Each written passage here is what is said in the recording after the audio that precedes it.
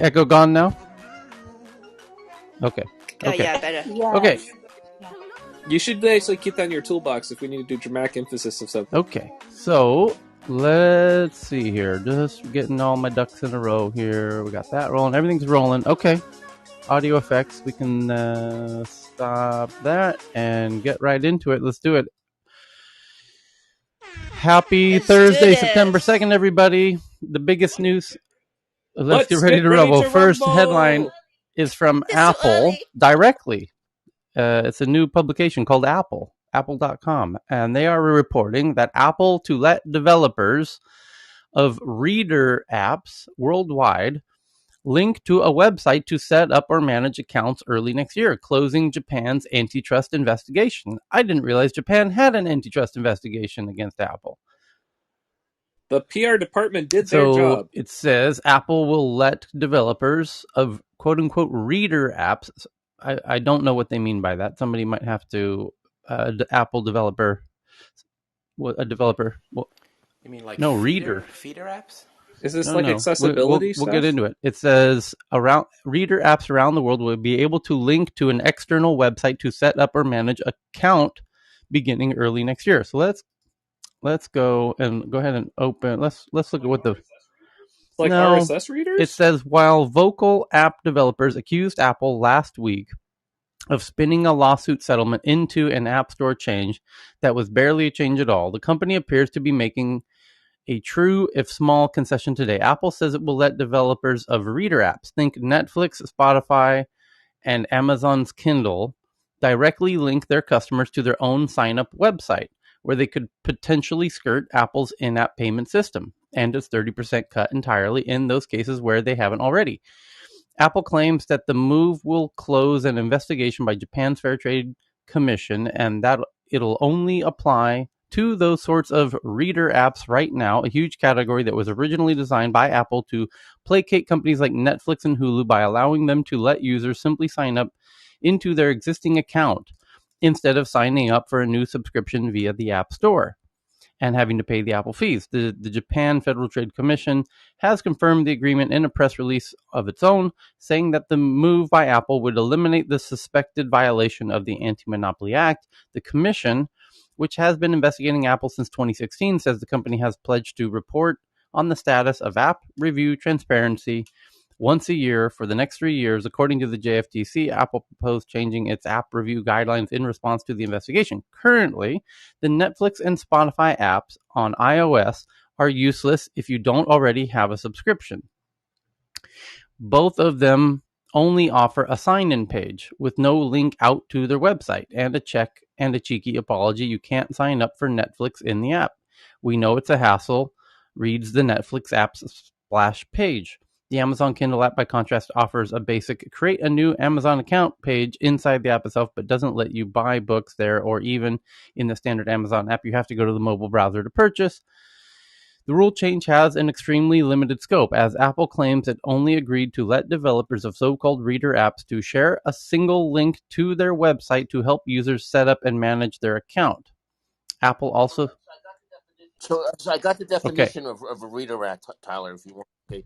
It's basically stuff that you consume away from Apple, but you'll now be able to, like, I guess consume it on the iPhone, but you purchase it, like Netflix, you can purchase through your cable box or something, and then you have an account and you've got passwords. That's how defining another article defined a reader app that way, basically saying that it's content you consume away from Apple.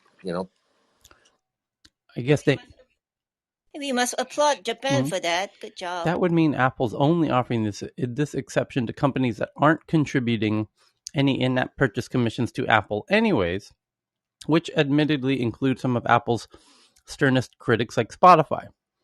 Some critics of Apple's anti-steering rules have suggested they could charge users less if they could direct them to their own website instead of Apple's in-app payment, since they wouldn't have to pay the extra 30% and could thus pass along the savings. But if Apple's reader category doesn't wind up including apps that offer in-app purchases, that idea probably won't be possible under Apple's new rule, and maybe a while Before we find out the answers to these questions, Apple says the rule won't go into effect until early 2022. Okay. Good. Let's see here. I think Japan market is pretty important for Apple. Finally, Apple drops anti-steering provision for reader apps. Just a lot of geeks commenting on this online. And I'm just picking out a few here. Benedict Evans says, these keep coming, but piecemeal changes will be swept away by systemic change pretty soon. And Peter Kafka says, here is Apple's new explained now Spotify can tell Apple Spotify users to go to Spotify.com instead of this silly message. Spotify still can't sell a subscription within the app without giving Apple 30%, but now they can at least point users to their site to pay them directly. A series of lawsuits and regulatory changes around the world are changing the way Apple runs its App Store bit by bit. This one is more meaningful than the last one announced last week. Anyway, this still won't satisfy Spotify, which has other concerns, namely that Apple sells a competing service and doesn't have to pay its own tax. Other people who won't be happy include a lot of people, including game developers who make up most of the App Store money. Mark Gurman from Bloomberg says Apple applies to reader apps, video, music, newspaper, magazines, and books, which is a nice chunk of categories, including Spotify and Netflix. So I think, like you said, Ken, it's kind of apps that are meant for consuming content. And then Tim Sweeney, of course, has to jump in, the CEO of Epic Games, who's really the big boss in address that brought this whole thing in the U.S. in the Epic versus Apple lawsuit, which is still ongoing. And he's with juicy discovery for everyone to see. He says, in Apple's carefully worded statement on safety, it's hard to discern the rationale that this is safe while Fortnite accepting direct payments remains unsafe. Even more so if Apple deems Roblox. This is a great point. Apple's big claim is, no, you can't go to these apps directly. It will be unsafe for users. It's unsafe for users. We have to keep everything on our side to keep everything safe for users. So he says, and makes a great point. In Apple's carefully worded statement on safety, it's hard to discern the rationale that this is safe, while Fortnite accepting direct payments remains unsafe.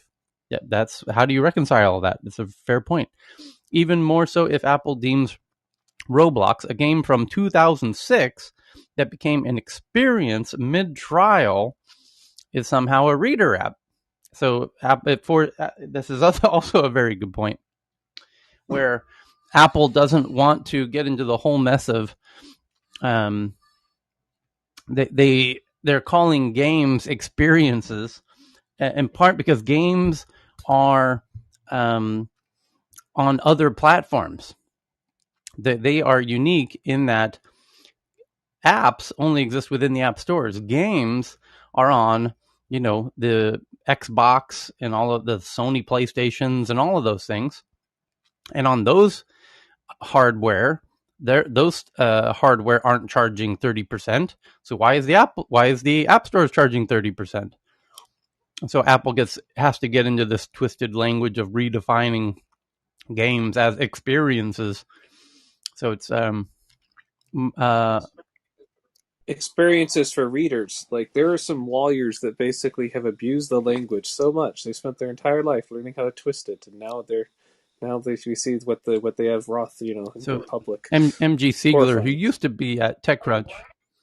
Wait, what? Chris, whole life learning how to wait. I think it's genius that I think it's genius. I think experiences in this climate, it's a genius reframing of that. But Tyler, I also think it's not just on the hardware. I mean, it's the hardware in the store, right? So you've got Android, which is on multiple devices with the Google Store. There's layers there, but yeah. So this is a work of art, is what you're saying. And some high-paid lawyers, but the Apple's special deal Tim Sweeney from Epic also tweeted out Apple's special deal for reader apps like Amazon Video, Netflix, etc. just got more special. Starting in 2022, they can link directly to the web to sign up and manage accounts, presumably meaning buying stuff with non-Apple payment methods. MGC. Can we just acknowledge just for a moment how ridiculous it is that companies are fighting over the ability to basically take two text boxes and send it to essentially a different data server? Like, this is essentially the world that we live in. This literally defines whether or not you have your profit margin of 30% or whether or not essentially like a company lives or dies in the competitive market. It's saying two freaking text boxes, one way or the other, and a little data file attached to it. This is the world we live in, folks. Hey, what is their real concern? Is it the percentage, or they just want to pay Apple? I mean, Apple pays so. I mean, have to hire people and have to set up all the infrastructure for this Apple Store to be, well, helping. Well, remember Tyler, I DM you a screenshot that even Twitter is paying Apple for a promotion to appear above Clubhouse when people search for Clubhouse. So what's the problem? The problem is this 30% or what? Or they just want to pay? Apps don't want to pay For using 30%. That would be number one. And number two, they want to own their customer. Wait, and the headline for this was that Japan concluded a 5-year investigation on this, and they got a concession of two text boxes are now being rearranged on a sub-select group of apps. For This the is reader, what our right? government has Reader spent apps, not our government, Japan's government spent 5 years on. The priorities. It's just Yeah, but crazy. Chris, these are big apps, okay? Yeah. So disproportionately, a Netflix or something or Spotify or whatever is going to be a disproportionate amount of revenue versus some, like a bingo app or something. These are blinking lights on screens. There's a billion people without clean drinking water. Just priorities. The thing is, all these 5 big years. apps become big. Started with small, right? They need the exposure, right? I mean, all big apps started small, right? They need Apple to be seen, right? I don't know. I mean, I guess it's a percentage. They probably think it's not fair, but I think they should pay Apple something for using the platform. Anyhow, MG Sigler, who used to be at TechCrunch, and I think one of TechCrunch's better contributors they ever had, who then went over to Google Ventures, says this is pretty wild. Apple's changing the ridiculous App Store rules one individual settlement at a time. Next, we just need, like Croatia, to sue over non-reader in-app sign-up restrictions, and Apple will change that in a few months.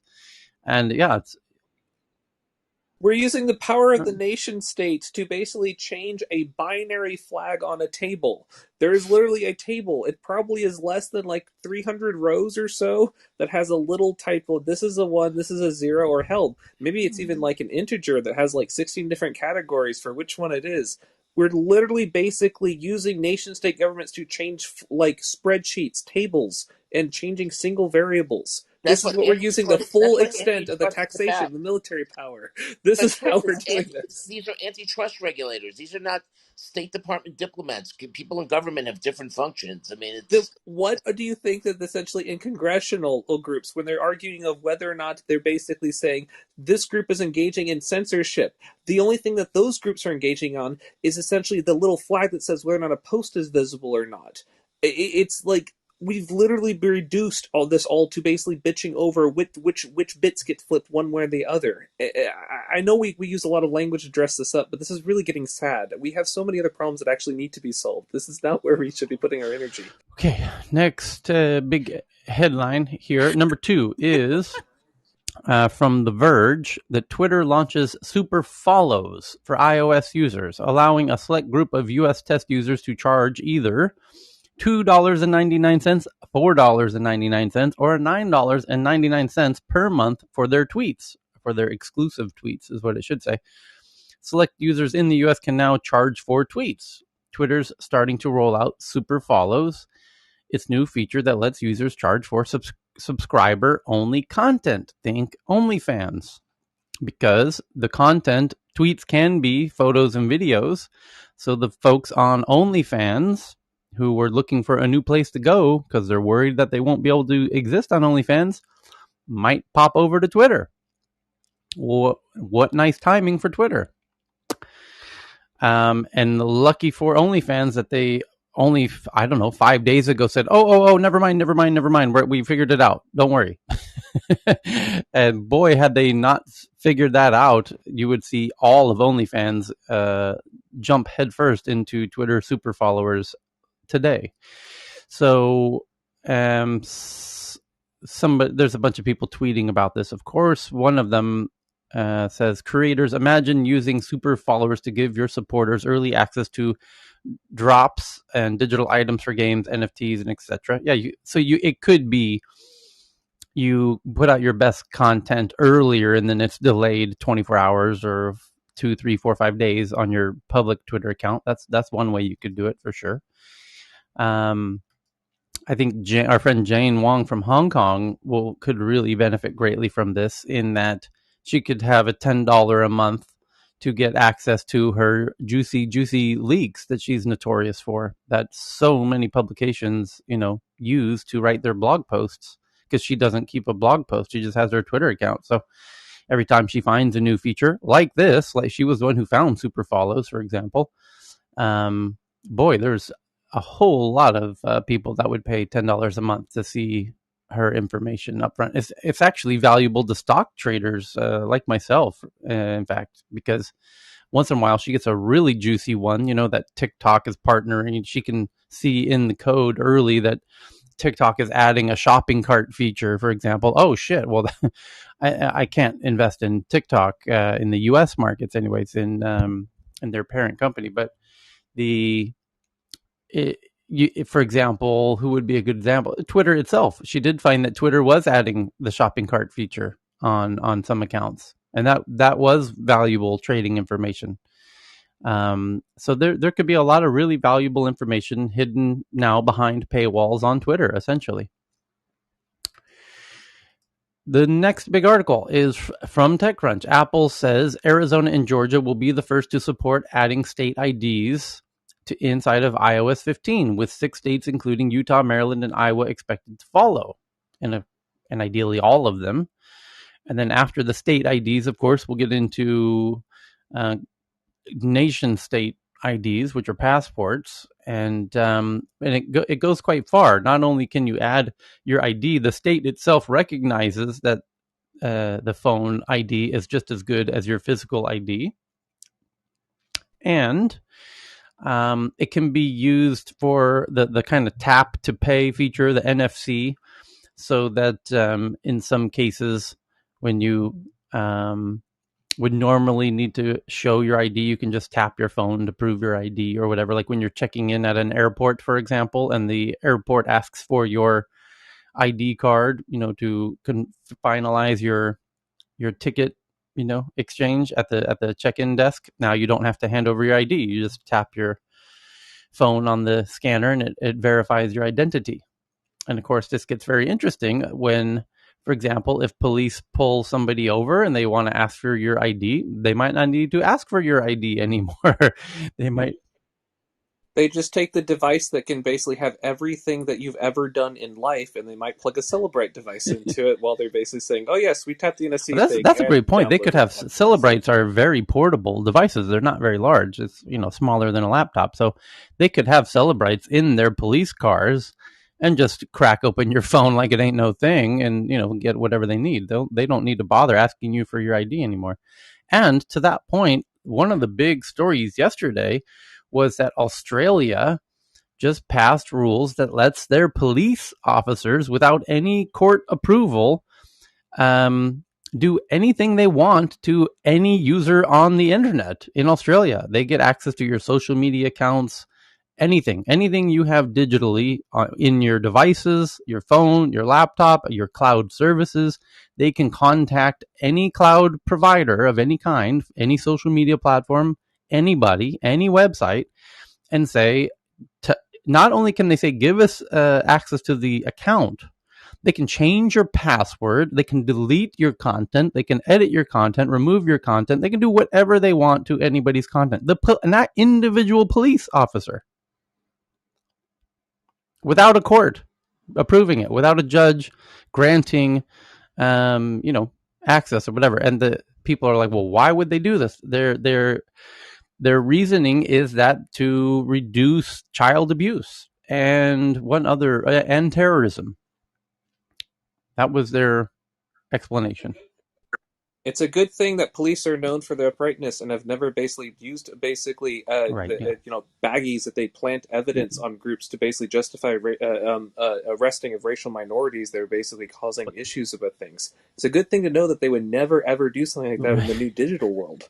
I mean, we're getting to the point where essentially, and keep in mind, unlike when you go to jail essentially for whatever time, whether or not a certain substance is legal or not, if you get accused, even accused of essentially of child sexual abuse stuff, that carries around permanently with permanent social exclusion, even if essentially you're later proved innocent of things. So basically handing these basically powers for something over to groups like this, I mean, I almost just wonder essentially before they start using it against politicians and such. I mean, they were using this basically already, I think in Australia specifically, there was essentially certain comedians that essentially were basically pointing out some of the ridiculousness of local government things, and they were getting arrested under counterterrorism charges for things. So I mean, they're already in that place and in that region with stuff. I mean, if anything, at least Australia can be instructive on what happens when you embrace the Five Eyes doctrine to its extreme. But I mean, like this is ridiculous. Okay. Oh, Justin is back. Where is he? There he is, Mr. Higgins. Hi. Well On done Skype. yesterday on your interview with Christoph. Yeah, Thank you, that was good lovely. sir. And what a benefit to Clubhouse generally. To bring in one of the most high-profile columnists. Is there anyone higher? I don't think there is. I think that's the apex of American journalism right there. That Justin just rolled in, brought right into Clubhouse. You think Christoph's the apex of American columnists? Really? Yeah, I don't know if that there's. He's definitely. Tom Friedman. I don't think there's I don't think that. Apparently, has I don't think there is. now. They're both A level. I mean, they're both, really thorough and good. One mic at a time. So, I think he's got political ambition, so he's sure. kind of transitioning Fair from enough. a journalist to a politician. But by the way, it was nice to hear. I didn't even, first of all, for me, Justin kind of broke that news for me. I didn't realize he was going to run for Oregon. And then to be able to hear him out, it was kind of an interesting preview to what will be if he does run, it looks like he is going to. He has to, I guess, for maybe legal reasons, he can't state it now. He has to be kind of cagey, winky, but it seems rather clear that he is.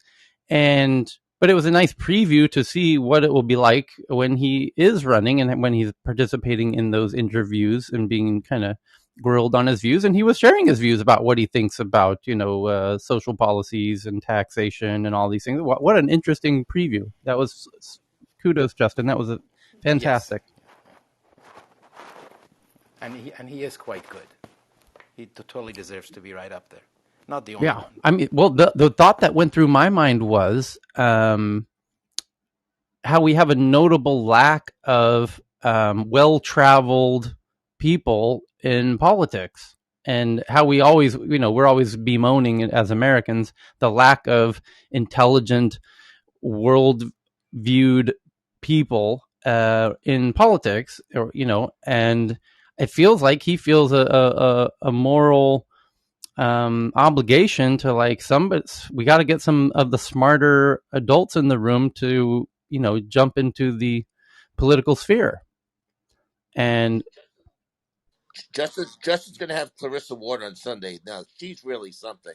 I mean, in terms of world politics. So I urge everyone to tune into that. Definitely follow Justin Higgins on stage, and as predicted months ago, he is the conduit between Clubhouse and fantastic guests, especially from the political sphere, as he's based on the ground geographically and professionally in Washington, D.C., and is consistently inviting in important guests into this app on a regular basis. And it's a huge mitzvah for Clubhouse generally, and keeping a high level of conversations and discussions, and the snowball of it.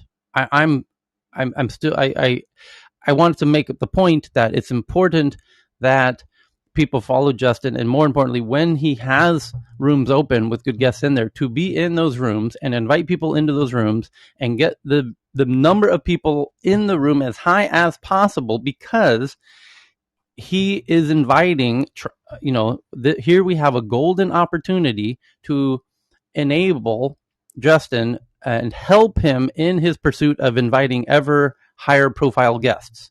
And what makes that possible is if there's one of the key things, and I'm saying this as somebody who hosts events with high profile speakers, their main question in deciding whether or not they accept the invitation is, how many people are going to be there? Is it worth my time? So that's where we all play a role in helping him be able to say, there was 20,000 people who came into the room, we can expect to address 20, 30,000 people during the session of the room. That makes a huge difference. So please do attend, and please do invite other people when, in those rooms like we had yesterday there. And so end of that, but I feel is an important point that I'm happy to reiterate at every opportunity.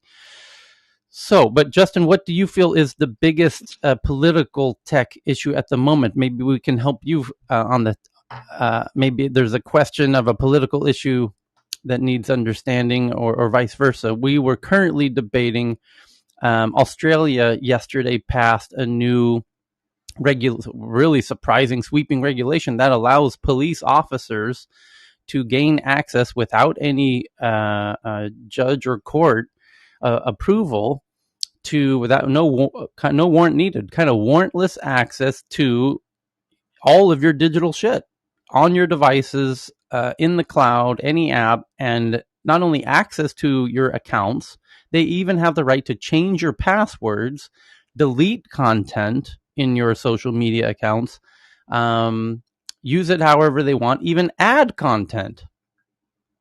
So it's and they defend it by saying they want to this will enable them to crack down on child abuse of all kinds, and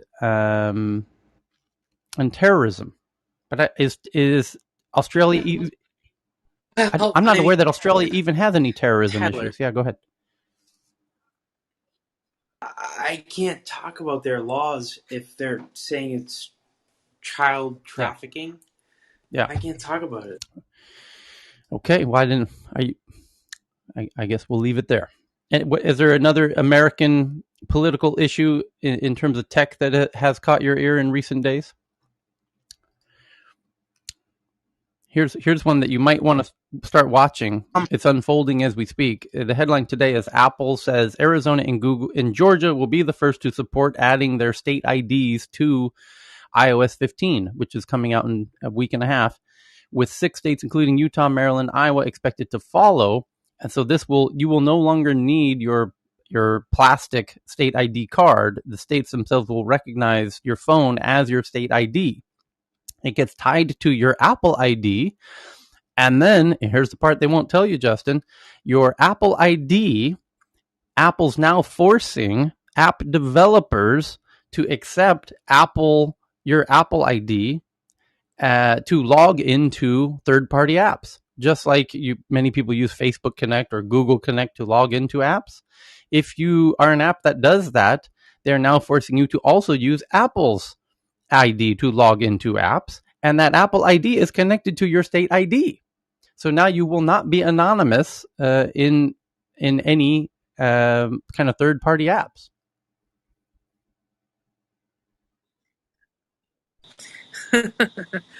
I have nothing to add. Okay, my friend.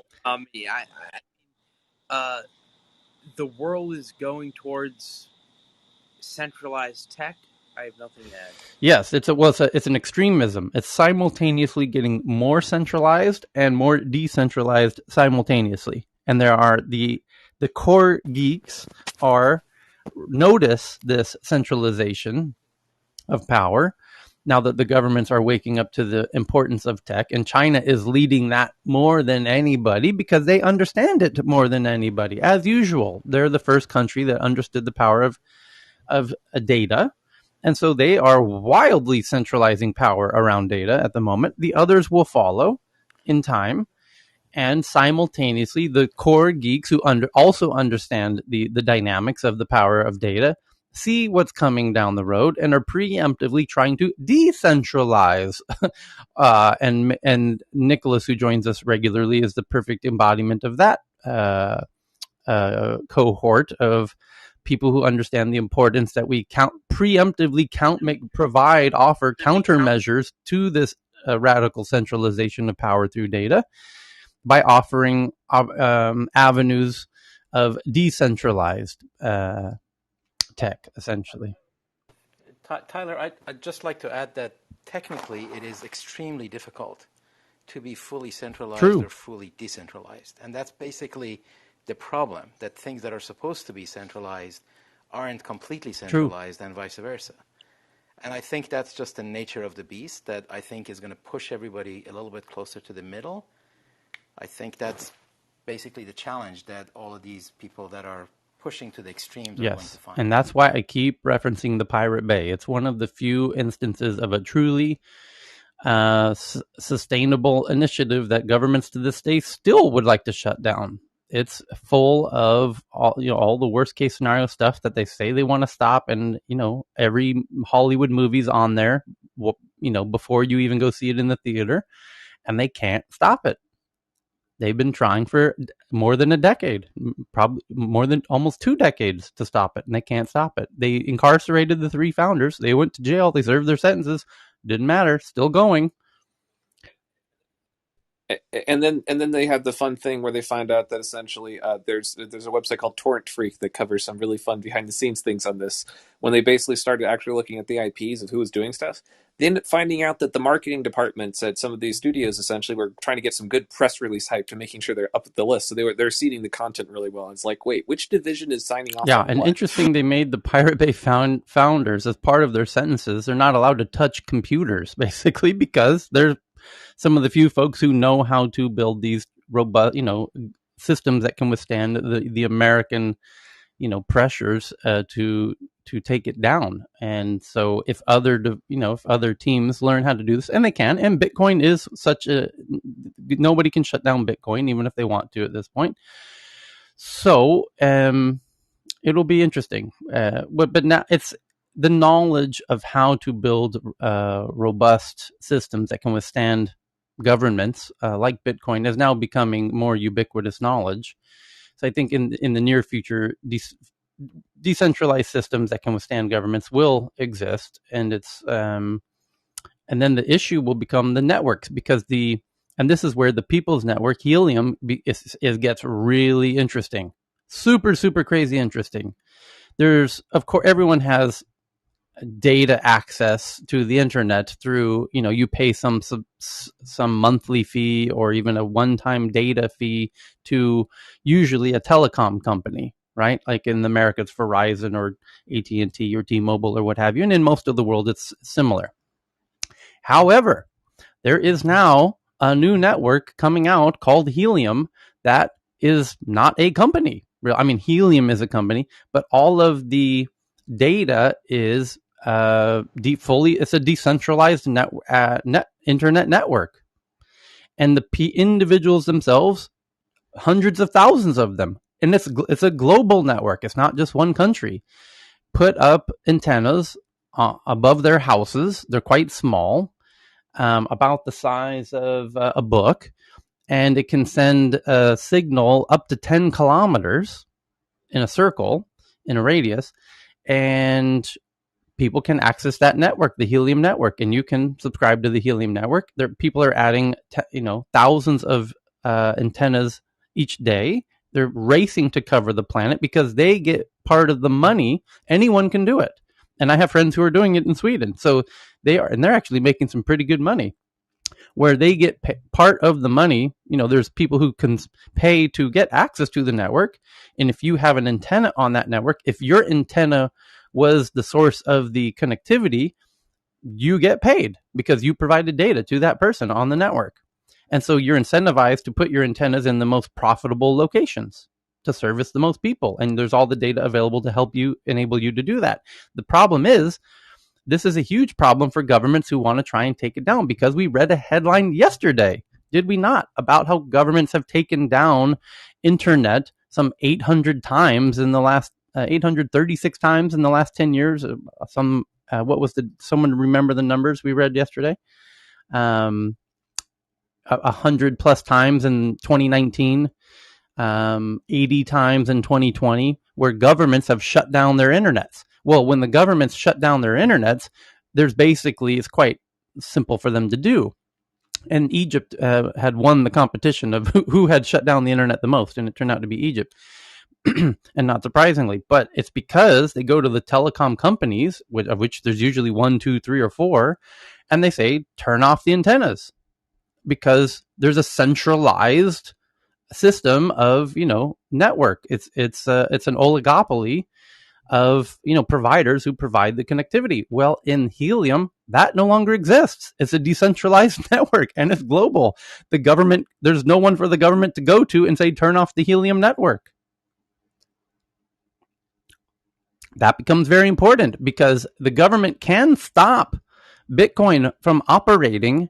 Egypt could effectively stop Bitcoin from operating temporarily by turning off the internet in Egypt.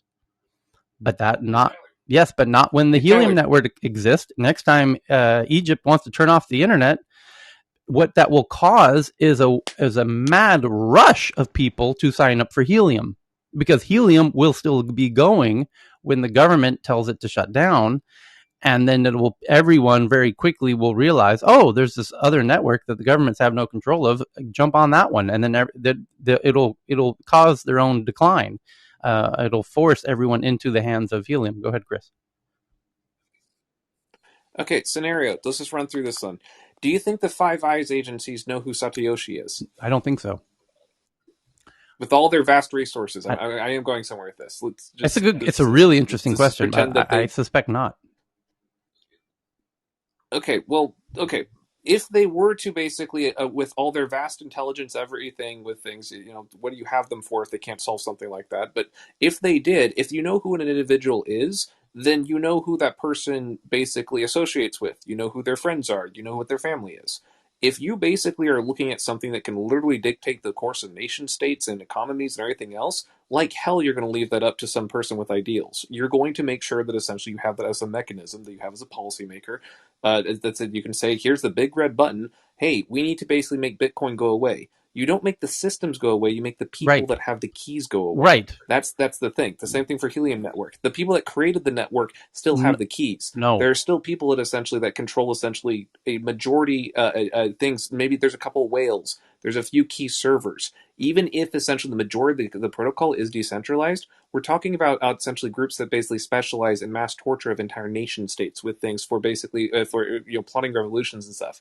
I think it's really arrogant to say that we're going to solve this entirely technologically. As long as you have people anywhere near the technology, it's going to be something that has weak spots. So you have to design the network to withstand the custodialship. Its own creators turning traitor on it, or being blackmailed, or having other parts. And a lot of these things assume essentially that it's like, well, if I don't actively screw up the system, it's okay, and we'll be nice about it. And they typically leave a few key players involved. Many of these networks have basically, like they say, it's decentralized for the most part. But those last key components are ones essentially that we haven't learned enough lessons from having those being going off the rails yet, and I think that's going to be a very painful lesson for the blockchain community to learn. Yeah, well, this relates to Jack Dorsey's new thing with he's intentionally creating this new decentralized Bitcoin network to be non-custodial, kind of for these reasons, because I think he's intentionally building it in a way that this exchange can't be taken down, even if the government puts a gun to his head. Shaheen? I think that for this sort of a thing, you need sufficient replication. Now, something like Bitcoin has sufficient replication. You've got 30, 40,000 nodes out there, and the likelihood of shutting them all down is not high. But if you're dealing with a particular country and there's one or two telcos and they have the choke point to the whole country, right, that's my point. Right, they don't need to shut down Bitcoin. They can shut down the network, and then you don't have access to it. But that's my point about why Helium is such a tremendously interesting project, because it circumvents that choke point. Yes, it is. Yes. But I mean, the case in point is China shutting down Bitcoin mining, And in fact, it served to make it more distributed, and it basically Fair point. just, it had a very small China had a near if they had the 51% of the blockchain, they could cause some problems, and now it's become less centralized because China had a disproportionate control of the amount of activity for processing the Bitcoin blockchain. So, but that now it's out of their hands, which is kind of, I think, long term very good, as many Bitcoin maximalists say. So the next biggest articles from CNBC that the FTC, Federal Trade Commission, bans stalkerware company Support King, whose Android app allegedly secretly harvested users' locations and other data from the surveillance business. So let's jump into this one. The FTC voted unanimously to ban what it called a stalkerware app company and its CEO from the surveillance business, the agency announced Wednesday. This marks the first time that the FTC has obtained such a ban, the commission said. The FTC alleged that Support King, which ran the Android app called Spy Phone, and its CEO, Scott Zuckerman, secretly harvested and shared data on people's physical movements, phone use, and online activities through a hidden device hack. The company also allegedly sold real-time access to the surveillance, which could help stalkers and abusers track their targets, according to the FTC. And this marks the first time. This case is an important reminder that surveillance-based businesses pose a significant threat to our safety and security, Samuel Levine, acting director of the FTC's Bureau of Consumer Protection, said in a statement, "We will be aggressive about seeking surveillance bans when companies and their executives egregiously invade our privacy." Notice the word egregious. Passively, the 10,000 other groups doing the same thing. Oh no, the groups that you can do the same thing if you pay $10 to essentially some data broker, and I mean it's real time. It's like I was reading a thing that essentially that it was as estimated that 90% of actions are basically seen by essentially like the big three tech companies or so that have access to the clickstream data or the bidstream data. And I think for basically a lot of the other data brokers, they can assemble about 50% of clicks on the internet for any arbitrary person in the world. I mean, there's similar things for like geographic data and other things like that. And it's like when it's this ubiquitous, it's like, okay, you shut down one, pat yourself on the back. What about the 10,000 others? Is this going to be like a, oh no, like, is that pass a green light? Are those are okay? Or is this like a follow-up for enforcement action? What's the, this is actually one thing that I really miss about tech people whenever I talk to policy people is tech people think about scale. They think about repeatability. They think of, I did it once, how can I do it 10,000 times in a row? Government groups go, I did it once, I got some PR, I'll get some votes, now let's move on to something else. And it's that it's that lack of basically being able to completely look at how you systematically solve an issue that leads to us keep revisiting these things, and they just basically like fester. The FTC is very much in their purview. This is something that essentially they should have been addressing and shouldn't have allowed to emerge in the first place. At this point, I don't know how they put out this. So the funny part is the FTC, as part of the penalty, Spy Phone must notify device owners that its apps were installed on their phones. Oh my God! People are waking up to realize. Say what? My phone has been. I've been everything I've been doing. Did they say who paid? That for would it? be It's like, amazing. yes, Your husband has been. I thought Ashley Madison was good. I mean, can you imagine the soap opera? Oh my God! There's going to be a lot of divorces as a result of this. What everyone seems to be forgetting about in this, if they're not charging you, then you have a product. That's the business model. Yeah, that's what Apple told us. Essentially, if we're paying for it, then our privacy is protected. Yeah, but fuck all that did. Okay, so the next one is from Protocol. They say they have sources that Andy Jassy, who's the new CEO of Amazon, overruled an internal recommendation to fire a top AWS executive after a probe of claims the executive made discriminatory comments in 2019. Okay. The parameters of the case involving AWS's Joshua Bergen are similar to other ones filed by current and former AWS executives, but in this instance, it went straight to the top. Amazon CEO Andy Jassy intervened to prevent the firing of a top executive after an internal HR report recommended his termination following claims of discriminatory behavior within AWS. Two sources familiar with the matter told Protocol. So somebody didn't like the outcome of the boss's decision and decided to go to the press. So according to the sources, a black female AWS employee told HR in 2019 that Joshua Bergen had made what she believed were discriminatory comments to her. At the time, Bergen was chief of staff to AWS's engineering legend and senior leadership team member Charlie Bell. An internal AWS team investigated the allegations and recommended in a report that Bergen be fired, the sources said. The sources said that a group of senior Amazon executives, including the HR vice president Ian Wilson, HR senior vice president, and Bell himself, met to discuss the report about Bergen. During the meeting, the sources said, those executives decided to meet with Jassy, who was then CEO of AWS, before making a final decision on Bergen's fate.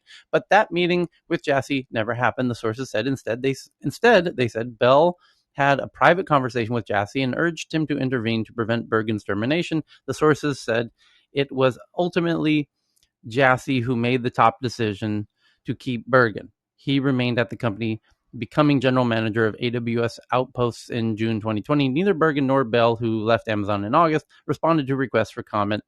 Presented with a detailed account of the events described here, Amazon did not dispute any of the facts, responding instead with an emailed statement. We take all allegations of discrimination seriously and investigate them fully. In this instance, we conducted a thorough investigation and took what we believe was the appropriate corrective action. The company declined to disclose what corrective action was taken. So there. So I think going to the press didn't really get the result that the person was hoping.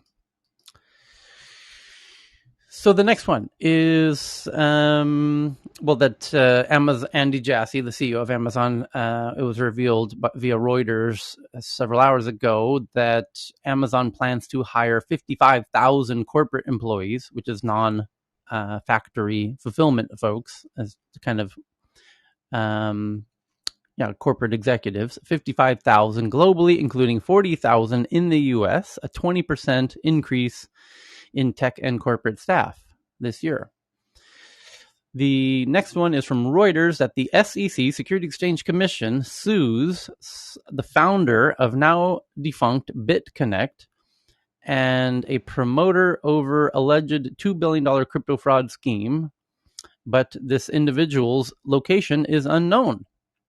So not easy to sue somebody when you don't know where they are.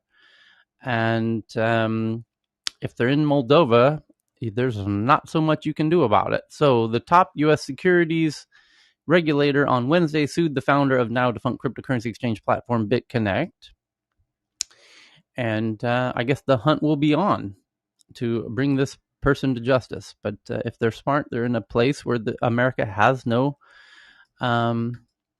what's the word we're looking for? What's it called? Extradition. Which, again, just remind you, is Chad, Moldova, Russia, South Sudan, I believe was the other one.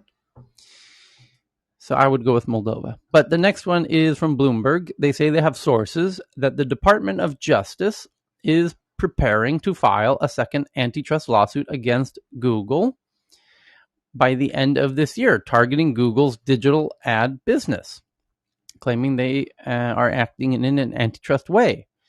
And there was a story yesterday, was there not, that Google and Facebook apparently had a winky handshake backdoor agreement, because those are the two biggest digital ad businesses, ad networks. That's where you go if you want to pay money to show digital ads to people. You go to Google or you go to Facebook. Those are the two big ones by far. And I think collectively, there's somewhere in the 75% of digital ad business are those two companies alone. So together, they kind of make a duopoly. The question is Google a monopoly? And that's what the Department of Justice is preparing to file this second antitrust lawsuit about. U.S. antitrust officials are preparing a second monopoly lawsuit against Google over the company's digital advertising business. It's going to end the same way the Microsoft one did. They're going to threaten to break them up until they basically put a bunch of backdoors in. I mean, this is the same. They're lining up the same. It's like lining up the baseball pitch at this point. What's going to happen is the government's going to basically back off at the last moment or put a weak slap on the wrist as long as they maintain surveillance. As at the moment they essentially break it and they say, antitrust back for you. Hey, Tyler, just to make a point, under our American antitrust laws, you don't have to be the sole entity in the market. So there's a market concentration formula. It's called like an HHI, something like that. And there's a mathematical formula. So if there's like even 2 or 3 companies, and any one of those companies has what's considered under that mathematical formula to be an undue influence, it could be considered a monopolist. The problem is defining the market, okay? Because just being big doesn't make one a monopoly. You have to define a market. So, Amazon's really big in retail, and as you point out, Facebook is really big in serving ads, and so they just need to define the market, and so this isn't magic. They use the same math the VCs use when they basically talk about whether or not an industry lives or dies, essentially oh yeah, this is worth 10x what it's worth on paper. Problem is the government basically values it off of proven revenues rather than essentially we flip a magic switch stuff. And the lawyers that basically rotate between the same law firms that advise the regulators and the same law firms that basically craft the policy for the tech companies know this well and basically make sure to tiptoe every single one of these public arguments around it. So in a way that basically can lean it however basically their current objectives are concerned. If we wanted to actually fix this, one of the first things we should do is fire every one of the fucking law firms that basically has carried rotations on each group, because it's a clear conflict of interest, and yet somehow this doesn't get talked about when we talk about who's basically advising on the crafting of these laws. Google has essentially paid more in lobbying money than the oil industry did, single-handedly. Apple and other groups essentially they've done slightly different policies globally with things for essentially how they have been sponsoring K Street, but essentially I'm seeing almost like this almost looks like a stage play at this point. I'm really wondering essentially what deals have already been cut. So next article from the New York Times from Taylor Lorenz, and Taylor's kind of well known in the tech sphere. She's the social media kind of queen at the New York Times. Covers all things kind of social media for the New York Times. And she has created a profile of Li Jin, an aggressively pro-worker VC who founded Atelier Ventures, which manages $13 million, which is about as small of a VC firm as you can make. They don't really get much smaller. There's no point in making one smaller than that, based on the way that the VC fees work. If your fund is $13 million, you're making maybe $50,000 a year as a VC on the fees on that. So that's a very, very, very small fund, just for the non-geeks in the audience. But Li Jin is doing some fantastic blog posting on the issues of the creator economy. And as the headline says from Taylor Lorenz in the New York Times, she's aggressively pro-worker. And the accusation implied there is that tech companies are not, and yet she's a VC who invests in tech companies, which are notoriously not so pro-worker most of the time. So it's an interesting profile.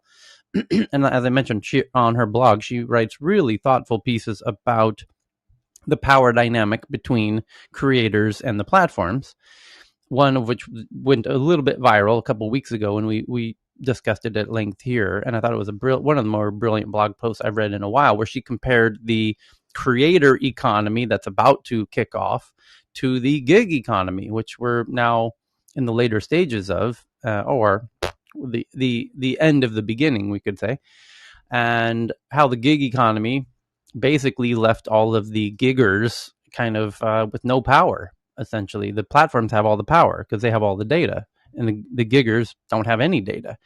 And she's pointing out that the creator economy will likely play out the same way, that the creators aren't going to have any data. The platforms are going to have the data. And she's right. That is what's going to happen. And nobody has really pointed that out previously, because the creators feel like they aren't giggers, they're creatives. But essentially, they're the similar cog in a very similar machine. And it's an interesting point that she's raising on that post. So anyway, the Taylor Lorenz from the New York Times has done a profile of Li Jin from Atelier Ventures. So I will tweet that one out, and many of her friends, like Brooke Hammerling, who's a PR guru and a lovely lady as well. She took to Twitter to say that she loves this profile so much, and that Legion is so impressive and profoundly helpful to all the founders I know who work with her. It's so nice to see this be recognized. And yeah, a lot of her friends are understandably very excited to see this profile of her in the New York Times. Tyler, if you look at this young lady who got the $60 million deal from Spotify, she gets to keep the rights to the content. Now, I'm sure she's probably, I don't know this for a fact, she's probably not getting, control of the data, that will remain with Spotify. But it's Spotify's platform, so I actually think that's kind of a fair deal. It's actually, they're not, she keeps control of the content, so when her deal's over, just like it was over at Barstool, she can take it to another platform. You mean Alexandra from Call Her Daddy? Yes. Yeah. Yeah. That's I think Spotify, it might be a bit unique I think, were you not a little surprised that was the case? Because yes. Yeah. Because, for example, originally she didn't have it at Barstool, just in fairness. It was only after later negotiations, when it was going to all fall apart, that Barstool agreed to give them control, or give Alexandra control of the. Yeah. Control. So my point is that the assumption is that the platforms are going to take control however possible, and then Spotify is very unique. And Spotify is very creator friendly. They make tools, and the real question is, do they allow the creators to own their audiences? Do you have access? Well, for example, it gets very tricky. But a good question is, if you are a podcaster in the future on Spotify, will Spotify let you have access to the emails of your audience, so that you can, quote unquote, own your audience and move them to other platforms? It's good. It's good. Like every other thing in entertainment, Tyler, well, if you're big enough, you have enough leverage, you get a better deal. If you don't have enough leverage, but some company's going to come give you $20 million and like more than money that you ever thought you'd see, you kind of take that deal, and it's still a good deal for you at least then, because it's all relative. It just depends on what your leverage is. I'm going to argue that there won't be an email address list in the future, that it'll be accounts, right? And so they'll say, well, we won't give you the accounts because those are ours. That's an interesting point. There's also, it seems like email is just an insanely robust protocol. It's robust, but it's hard to identify, or I should say, there's a huge move in. There's a huge move into SMS as the main collection of kind of owning your audience members. Rather than email lists, you will have SMS lists, essentially. And even Ashton Kutcher's new thing called Community, which is kind of a ripoff of Ryan's Superphone. I think he deserves a lot of credit for this, because he and I consider Ryan Leslie kind of a buddy. He performs and spoke at my event in Stockholm. And Superphone is a way, and you see a lot of celebrities doing this, where they put in their social media bios, text me at this regular phone number, area code, to New York area code. And Gary Vaynerchuk was using it. A lot of people are using it. A lot of celebrities are using it, and you SMS, and it builds this AI powered way for celebrities to engage with their fans in a semi-automated way. And it sends them birthday reminders, and it kind of, rather than an email list, you have an SMS list, because the open rate of SMSs is 99%. The open rate of emails is, sub 10%. So it's kind of, notably superior in that regard. So that's a noteworthy point there, that emails might be drying up, and SMSs is what creators want to start collecting in the near future. But Tyler, if you think yourself as a creator, I'm not going to ask you if you're doing this, but you probably should. You can go look at all of the stuff on every profile of all the people who are here regularly, and take down our information, contact information, whether it's Twitter or whatever we're using. And so, you'd have a list. Like if all of a sudden Clubhouse went away, you would know how to reach me. Okay. Pierre, can't you just build a scraper for that, Pierre? He could. And momentarily he did at my request.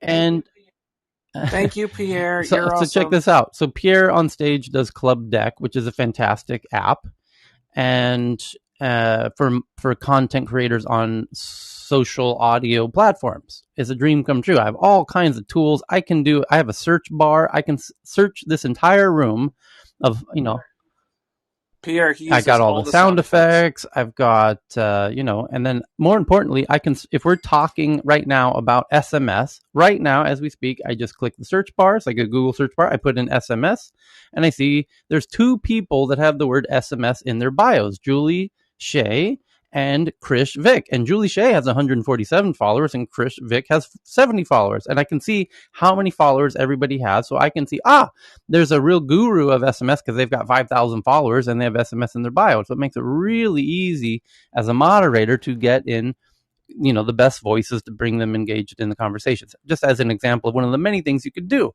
So I asked Pierre one time, hey, is it possible to export out a spreadsheet of everyone who comes in the room? And he built it in 24 hours. So yes, it is possible to build a scraper like that. However, we both agree that could be abused and that Clubhouse might not appreciate that. And it's probably better to not do that long term, not to threaten. Let's not, create features. Some of the China rooms might have right. some. Let's not build features that could be abused and threaten the healthy longevity of Clubhouse. So that you assumed that you hadn't been beat to it by certain agencies. Well, anyone else could replicate it, of course. But the idea is, within your own house, how do you want to operate as a product? And Pierre, I applaud his decision to remove the what do we call it? Export audience function or feature, so that to prevent any abuse of it, because you could have people being creators and then exporting out all of the audience and then moving them to a separate app, and that would actually hurt the future prospect for Clubhouse, which is a net negative to the app. So I think in this case, it's better not to give creators something that they would, no doubt the creator would feel they want to own their audience, but it would be self-defeating for the public good. It's kind of like pissing in the well, as we call it. Isn't that just a faster way of just like doing it by hand and going like by account? You can literally do it by hand. I think what Tyler's saying though is that he's not doing this as a marketing exercise. He's not doing this to do anything except for promulgate information. And I don't want to put words in your mouth, Tyler, but I think there's a certain purity of the room, at least at this phase. I'm not saying you're never going to monetize. I'm just saying at this point, it's all about the info, right? No, this is great. It's all going to be shared with everyone, right? So anyway, where were we on here? This guy who... I want a mug. I want a mug that says that we are monetizing. Oh boy, are we monetizing. Emoji. You go to our Twitter account. All these e-commerce things we hear about every day with things. We're going to use all of them, right, Tyler? We're going to have the Tech News Around the World TV show. We're going to have creators constantly look in the bio. There's a link to the shop. All the influencers to hawk all you the can best find the gear. link to our e-commerce shop. We need a Tyler version of the clock. I need to know what Tyler's colorway is. The Tech News Around the World clock is gorgeous, and you can get it by looking in our bio and going to the shop and buying a coffee mug or whatever you want to. A lot of people have, and thanks to those can we hire some Fiverr artists to really tech up that Tech News swag and have sell Subway sandwich tuna sandwiches and have look like a NASCAR. So the next article, shall we, is from Bloomberg. The Department of Justice is prepared. Oh, we covered that. And then the New York Times profile of Legion. We covered that. The next big one is The Verge. Texas Senate passes bill banning social media companies with 50 million or more users from censoring users' political views. Oh boy, now you've got a legal contradiction here. Did Justin bail out? He had to go to sleep. Yep, because he's on the East Coast. So, the Texas Senate has passed a bill, and this bans. Let's use Facebook as an example. Facebook has more than 50 million users. They have nearly 3 billion users. So any platform with more than 50 million users is now not able to censor political views. So if somebody makes a political view, which might be, and by the way, let's just be really honest here. Not only have these platforms banning the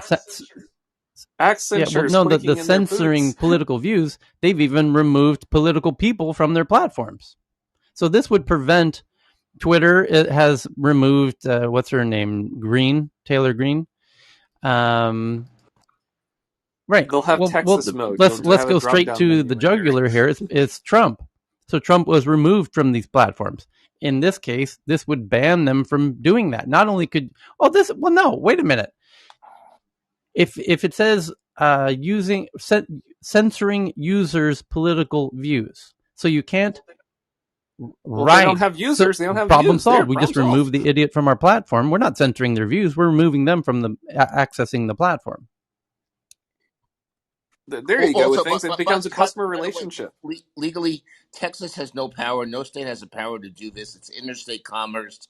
And anything to do with the internet is under federal regulation, basically. So they have no ability to do anything. It's like just a political, circus bill. I mean, that's a nice sentiment, but how many click bars have you gotten to do with it, basically, for privacy laws that you're not subject to, either in GDPR in Europe or in California, essentially, but everyone else just clicks around because it's so much of a pain to basically filter out for each region, and then, oops, we didn't serve it up right from the IP thing. So it says right here, the bill would make it unlawful for social media companies like Facebook or Twitter to censor users and content based on political views or geographic location. This includes moderation actions like banning, deplatforming, or demonetizing users. Oh, so YouTube gets into this. Oh, boy. And then California is going to have the exact opposite, saying that's my point. Precisely right. That is what's happening. Is they're also simultaneously being told you must remove content about COVID misinformation, which at sometimes is going to be.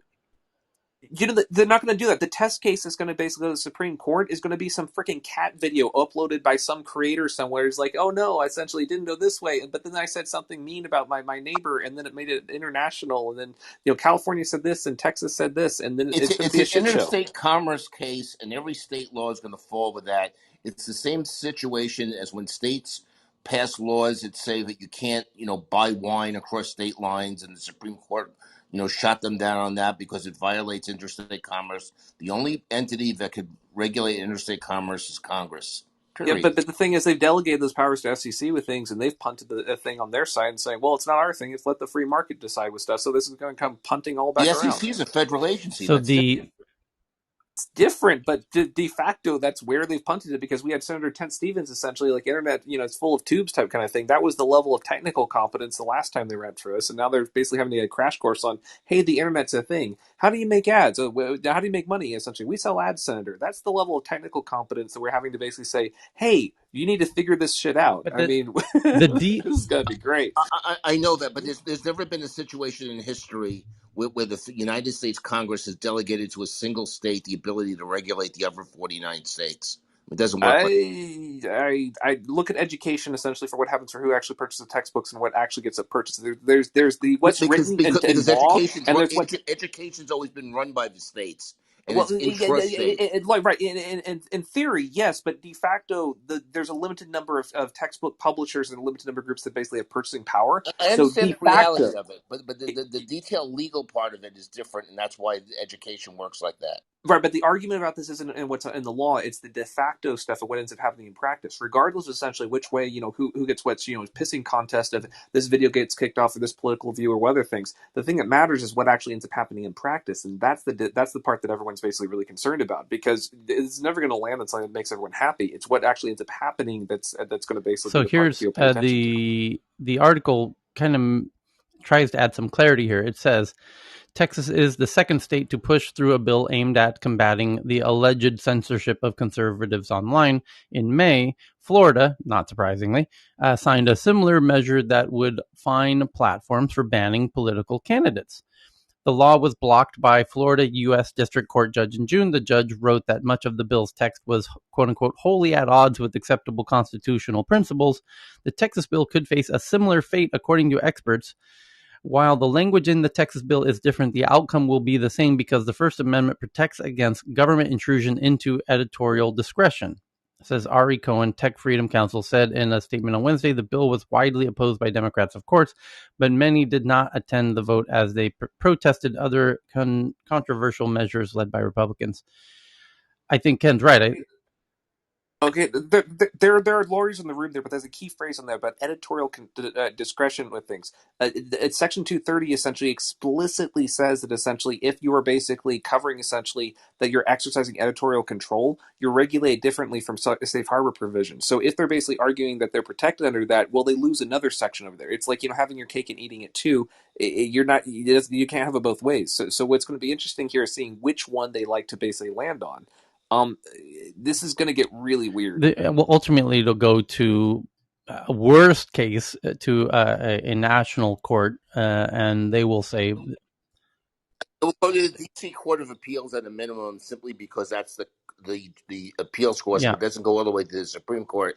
That's the appeals court that handles most federalism issues, and ultimately we're dealing with federalism issues. They won't let it happen. Powers. Essentially, to Ken's point. So, but it's interesting to see Florida and Texas try these kinds of maneuvers. I wonder, are they doing this so that they can have talking points in the next kind of presidential debate or something like that? Well, of course. Yes, that's what I said. It's all theater. Okay, well, one question I do have is so I'm a little young here with things. People that are older here might be able to have a better memory on this. So one of the key things about this is that how people talk about things on social media affects which politicians get elected at all, which affects who's basically representing the populace, et cetera, et cetera. We went through this loop again, and essentially at an earlier part when they went through media consolidation with which companies were buying up which other ones, post-Reagan with stuff. But there was essentially a lot of basically talk about, well, if essentially the media groups can decide which it can affect or decide essentially which politicians get elected, and those people end up basically making decisions on this, there's a recursive feedback loop there. When the media companies lost a lot of their power to the tech companies basically went in that, no, we're friends of democracy. We're ultimately totally neutral on this. We don't care how things go. It's just a free-for-all for everyone. And that was the initial social contract type kind of thing everyone's okay with. And now we're in a thing of, no, that thing's too powerful. No one can leave that thing essentially without everyone trying to fight over the cookie jar. So what's interesting is the original justifications for these platforms being essentially immune, or ignore a lot of these provisions because it's on the internet no longer apply. My question is for people that are older in the room with things, or people that have memory or have researched this, how did they land essentially when they were talking about the media consolidation back in the day with things? Because they were running into some similar issues, if I recall right. Yeah, well, I mean, I can answer. I mean, so first of all, I think you just, don't always conflate some of the legitimate public policy issues that you're talking about with what, the Constitution and the powers of the states versus the federal government, because sometimes you end up with policy things that you just don't like or you are bad, but we just we have a certain legal mechanism you have to kind of work in. So with the media consolidation, for example, there used to be a rule. I think it's still in existence, by the way. None of the networks like ABC, NBC can own more than 34% of the stations in the country. So a lot of people don't realize that ABC and CBS in many cities, they don't actually own the station. There's a local affiliate.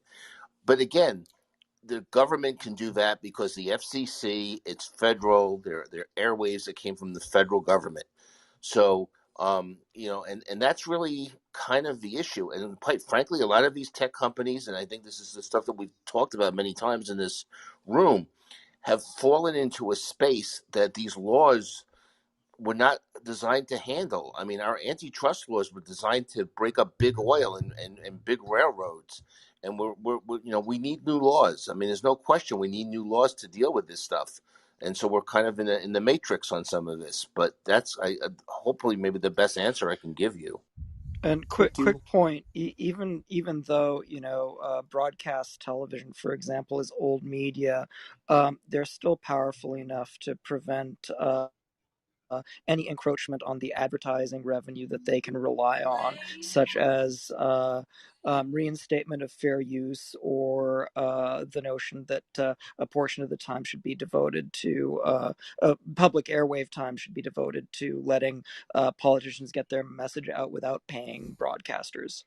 But that's because they made a very legitimate case that their market share has gone down, and now with the proliferation of cable channels and other services, and obviously the Facebook and everything else, that they shouldn't necessarily be obligated to do that. And I mean that's how they got out of that, by the way. Okay. Next headline here is from Bloomberg, Mark Gurman, who says Apple says it has asked all of its U.S. employees to report their vaccination status voluntarily by mid-September, but stops short of mandating COVID-19 vaccines. Companies still stopping short of, it previously ramped up an optional virus testing program. Goldman Sachs notably had done the same a few weeks ago, where they want to know your status. And then, interesting. So the next one, Financial Times says they have sources that YouTube Music, which is separate from the traditional YouTube app that you probably have on your smartphone. There's a separate app called YouTube Music, which is basically all of the music videos minus the videos. So it's almost their versions, YouTube's version of Spotify. You could think of it that way. And you can make playlists like Spotify. They're intentionally trying to make it a very Spotify-like experience. And so YouTube Music has reached 50 million paying subscribers in August, up from 30 million paid music and premium subscribers that YouTube had reported in October 2020. So about... And all it took is advertising about it every single 2 minutes that you basically play music well, that's on YouTube. They're leveraging their existing... The advertising literally goes with, hey, you were enjoying the soundtrack. Guess what? This ad is really obnoxious. We made this ad extra obnoxious. Wouldn't it be awesome if you could actually listen to real music? You can pay us money and we won't bother you. Please pay us money. By the way, we're going to keep playing this every 2 minutes. I think you're right. I think they intentionally make those ads really annoying, and they hire actors with really annoying voices. No. That's just the literal script. Like, the literal script was saying, hey, you're enjoying your music, but wouldn't you enjoy it without ads? But the thing is, they basically are making them worse and worse and worse. And it's like, wow. So on this, on Reddit, what they talk about is some people have unique browsing histories, right? Maybe of adult or not safe for work content. They'll be watching YouTube, having friends over, and all of a sudden the ad will throw that up there. And that forces them into buying the subscription, like literally at that second. Wow. Yeah. Heavy-handed there. But yeah, they're pushing. So the next one is, it says, Docker restricts use of free desktop tool to individuals and small businesses. It says companies with more than 250 staff or $10 million in annual revenue must use the paid version. So search for sustainable business model continues, but most usage will still be free. Docker will restrict use of free version. I'm not even familiar with Docker. I'll be totally honest. It's not like it basically is like a quarter of all deployments. I'm making that number up completely, but it's like it's used by the people in the back end on saying, I need to set up a few thousand machines. Essentially, I need to do so by tomorrow. Like, this is the way that you do that. You use the Docker or one of the other instance containers, and it's magical backend magic for the software. server. I got it. Yep, it's like VMware but on steroids, with like lots more toys underneath to make it easier to port around. But yeah, it's all the server monkey stuff. The next one is from The Information, they say that Binance CEO, CZ, is claiming that Binance US is set to close a large private fundraising round in the next 2 months and could go public in the next 3 years. Binance, the world's largest cryptocurrency exchange, has run into a stream of regulatory and legal problems. That's putting it lightly. And CZ, unfortunately, but they're going to be the most compliant, regulated that's what he says. Group ever with things. Like, they're going to be the most, and they're so happy about this. This dude is truly bizarre, and I he's the most unregulatory friendly app on the planet, and claims he wants to be the most friendly. And this is just truly bizarre behavior. Anything this dude says is instantly suspect. So even a headline claiming that he's set to close a large private fundraising round in the next 2 months, I can't believe it. I tend to believe the opposite, honestly, of anything CZ says at this point. It's truly bizarre behavior. So it says, according to the information, which is a tech, they do investigative journalism, and it says, Binance, the world's largest cryptocurrency exchange, has run into a stream of regulatory and legal problems, but the founder and CEO, known as CZ, is confident that the exchange can overcome these recent setbacks and that its affiliate in the US will move towards a public listing there. Well, they have a whole lot of things to overcome before they could do that. But Binance.us is set to close on a large private fundraising round in the next 2 months that should reduce his control of the board, said Zhao, who is chair of Binance US. In an extended Zoom interview, the US exchange could have an IPO offering in the next 3 years, he says. A listing for the US affiliate would be a major win for Binance, which has faced investigations, warnings, and bans from global regulators, often over concerns that it is involved in unregistered trading security activity, which it absolutely is. And they lost their CEO of the U.S. Very recently. What investor is going to invest in a company that where the CEO just jumped out? Yes, May. This is just unrelated to the whole fact that Binance was unregulated with derivatives as well, right? And FTX is actually the one that was like correct FTX out of is Hong their main Kong, competitor, yes. right? Like, let's just look at competition. FTX is also the one that just put tons of money into the Miami arena and it got renamed, right? So, but FTX has tons of backing from really, really smart investors. A lot, but guess. Did you see the 2 days ago headline? No. What FTX purchased? They purchased. Oh, Ledger did they? Out of France. Oh shit! That's my friend Ian. Yeah. Yes, they did. Now, but now you see the markings on the wall, right? Yeah. Now you see the markings, because now that'll make. How much did they pay for it? Sense, right? Still going to make it. I don't know those details because they had just passed unicorn status on their last fundraising about 2 months ago. Mm-hmm. Yeah, but I remember that. And Paris, they're out of France. So now that will make them a base in France, obviously, but that'll mean because here's the thing with that, Tyler. When you got a Ledger, you had to go and for those who don't know, Ledger's a hardware wallet. Ledger's a hard coldware wallet. Yeah, for a lot of tokens, okay? And it's the safest one you could get, right? It's one of the top 2 safest ones. Don't lose it in the laundry. Yeah, have a second one, John. Have a second one. But Chris, that was Chris. Sorry, John, whoever. Point is that I get the voices mixed up. But at the end of the day, what's very interesting about that is for Ledger to not have there have been a lot of shady characters that have been doing hacking things with Ledger by reselling ledgers that they've opened, right? And that's been a nefarious thing that's been going on, is that basically people are trying to resell ledgers in the United States that are not authentically from Ledger France, that are actually safe. That's actually a scam. That's why they say to buy the ledgers through France. But do you see what's going to happen now that enters into the U.S.? Ledger's now going to have a presence to buy that ledger in the United States, which would in essence make it, for all of those people that are doing crypto right now that say they're not, that really are, to save their crypto. So in some ways, the United States is talking out of 2 sides of their mouth, as we say in Spanish. Because in one way, they're doing a bear hug, and the other way, they're like, hey, here, come. But that's the bear hug, Tyler. That's the bear hug. They're enticing Americans to come in and really get deeply involved in it. And then at that point, they're watching what the market's doing. So they're bear hugging. Yeah, I just pinged in Ian Rogers from...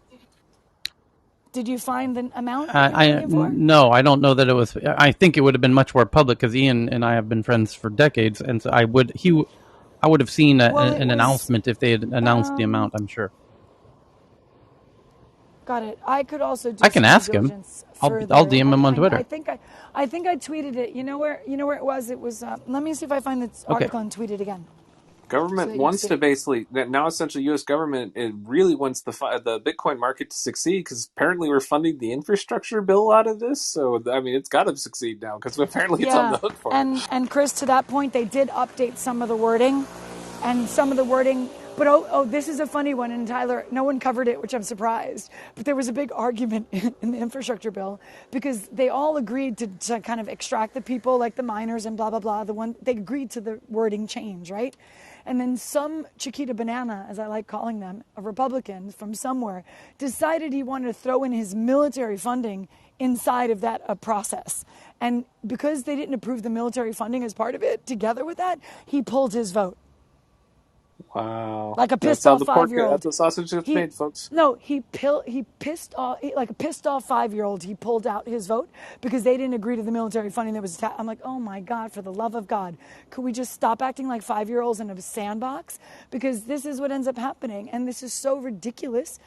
And as Ken was saying, I just said there's an infrastructure challenge. It has to be repaired, and not to be living in and out of the matrix.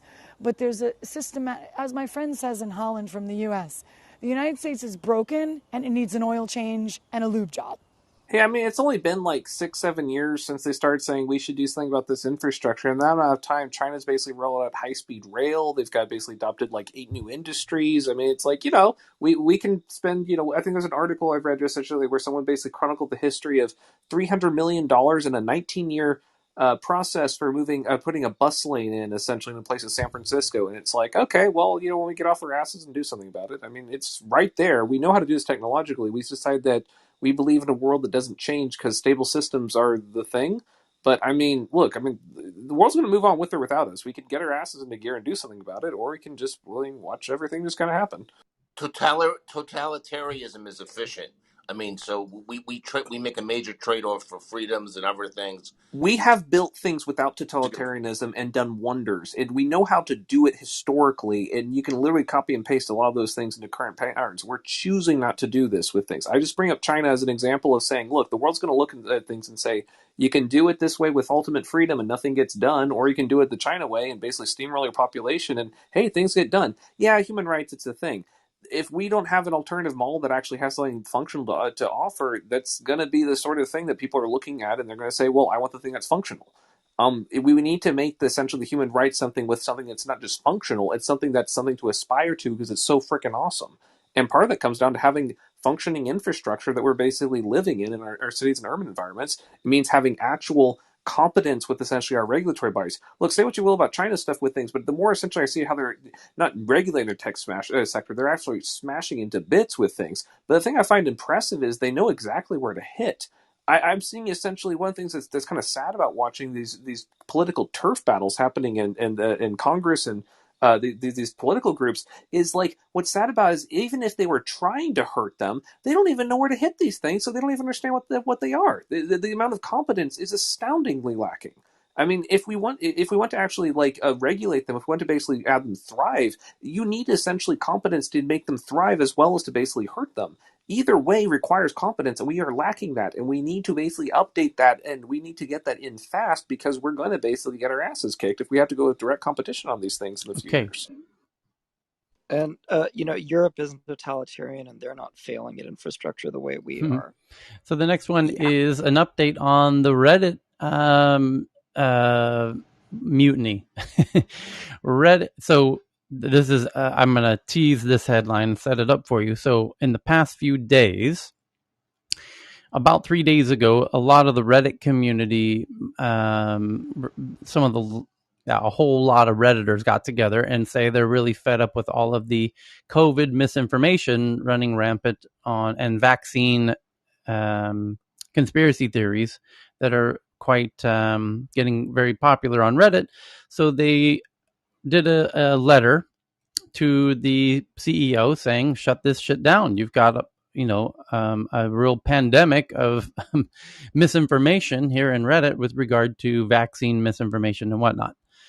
And the CEO responded by saying, no, dissent and questioning of, is part of Reddit's whole shtick. So we're not gonna do anything about it. And that ownership structures and who's basically paid for things essentially on this platform. Essentially, Reddit is owned by foreign actors, and there are foreign actors that are basically fucking with it at the current moment. Essentially, it's not about domestic dissent. We're being fucked with, and I think that this needs to be basically more bluntly put out there. Well, we made that point when that issue was initially came to light, and now after the CEO did that, there was an update yesterday, 24 hours ago, that many of the largest Reddit communities, some of which have 10 million members, and there was a whole ton of very popular Reddit groups with millions of followers that have gone dark. It's saying, we're going to shut ourselves down if you're not, going to do something about this. And now, 24 hours later, and by the way, when they were shutting themselves down, they said, we're shutting ourselves down until you ban the main community who's, the source of all of this vaccine misinformation, which is a Reddit group called No New Normal. And so they say, we're shutting ourselves down until you ban No New Normal. And they unified this was clearly a unified effort to ban No New Normal, because they're all saying the same thing. We're going dark until you ban No New Normal. And now Reddit bans No New Normal. That's the new headline. Its largest anti-vax subreddit or community. But they didn't ban it. This is interesting. And I'm glad to see CNET put this in their headline. They banned it, but they didn't ban it on the basis of misinformation. They're banning it on the basis that its members, the members of No New Normal, were harassing other communities. So they're banning it on the issue of bad behavior of harassing other communities. They're not banning it on the issue of the content. And I imagine the lawyers came in about this because they want to be I know why Reddit CEO responded the way that it did. Because Reddit is being very careful not to put itself on the slippery slope that Facebook is now on.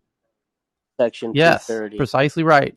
Which is they do not ever want to put themselves in the slippery slope that Facebook and YouTube and Twitter are now on, which is the endless snowball of moderation.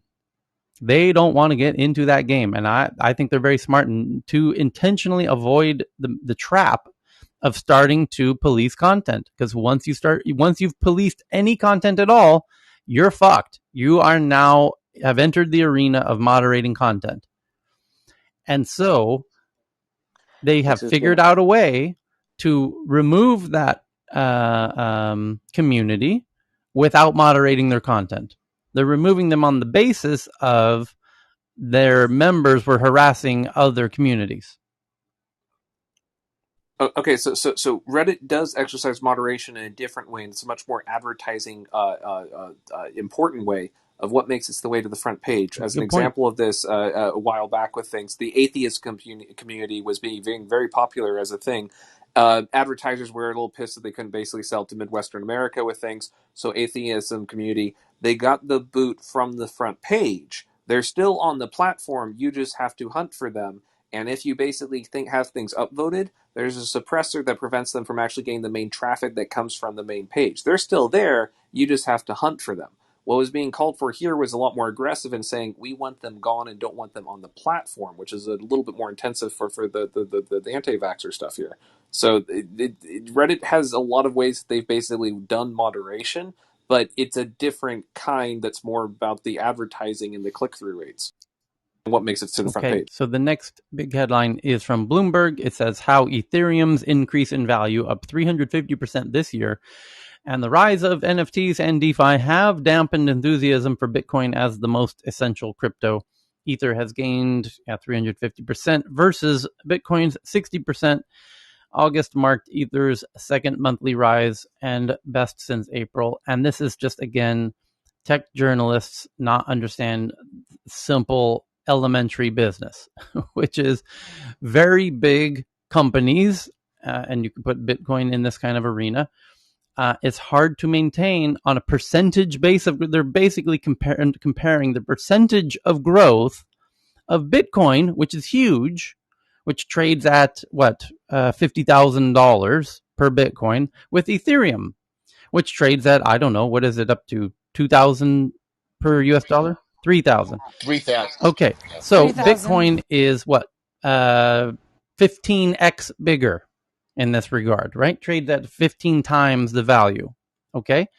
So on a percentage basis, yes, Ethereum has grown 350%. Bitcoin has grown 60%. But Bitcoin is, as we just said, 15x times more valuable. So if they were going to grow on a percentage basis equally, Bitcoin growing at 60%, Ethereum would have to grow at 600, 900% to maintain the same percentage level. They're not growing at 900%. They're growing at 350%. But this journalist, never having taken elementary business class, thinks, Ethereum's up 350%, Bitcoin's up 60%. Thus, Ethereum is the new big exciting thing. No, you dumbass, you stupid fool. That's not how numbers work. You jackass. Go back to your community college, learn how numbers work. And big companies cannot grow at the same relative percentage because they're bigger.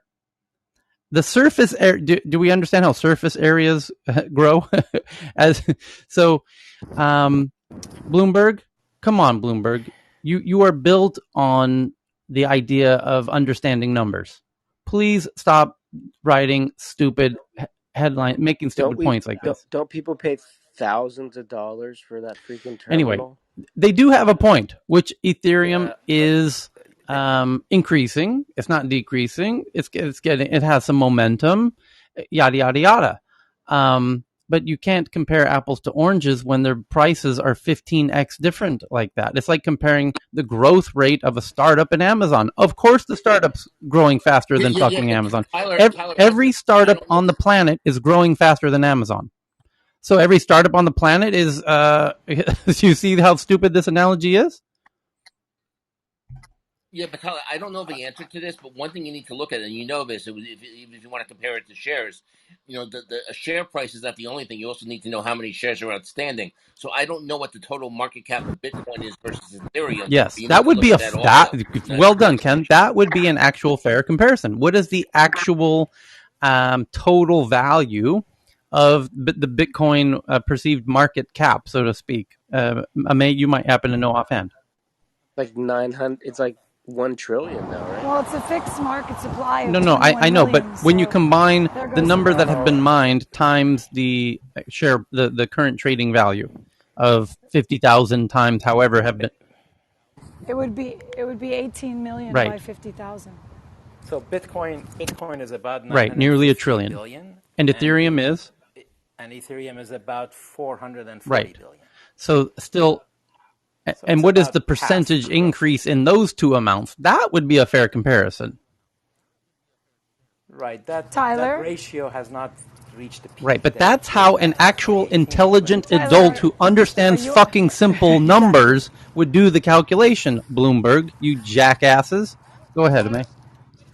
Oh, I was going to say. Did better 2 years ago than it was now. I was just going to quickly say that there is something called the flippening. And the flippening would be even more intelligent to talk about the flippening, because to Ken's point, there's a lot of variables that are looked at when looking at the two grandfather and grandson, two top tokens in comparison to each other. And Ken's absolutely 100 million% right. There's other factors in the TA, in the technical analysis, that are taken into consideration, and you will see those in what is called the flippening. And if you're on your desktop, just open up a second window and Google the flippening, and I think that one of the first 3 hits will show you the flippening of BTC and Ethereum, and it'll give some nice charting. Ken, if you want to look at that too, just Google the flippening and you'll see it. I was going to ask you also, by the way, I'm sure you're competent to comment on this more than I am. Isn't Ethereum kind of like the crypto of choice that's being used for NFTs? Yeah, and that's what the headline said. That popular? Well, yeah, I mean, the main thing is, Ken, is that most of the entities that are going balls to the wall, as we like saying, are the ones that are on the Ethereum blockchain. And that's where all the money is being driven to.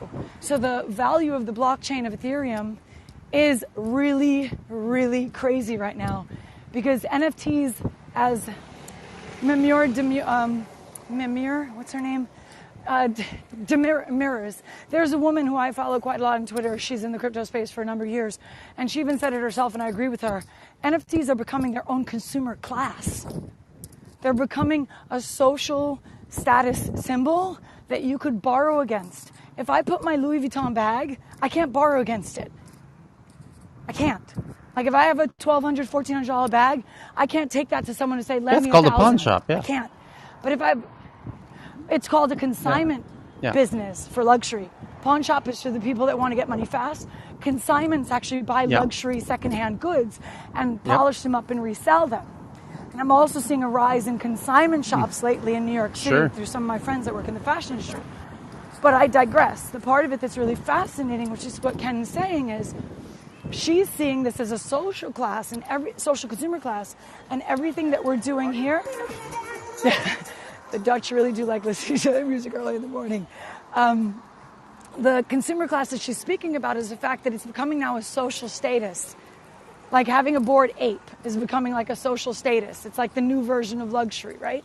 And when you see this, it's very interesting, simply because just looking at it from that perspective, it's flipping the script on who actually owns art and who the new wealthy could possibly be that collect art.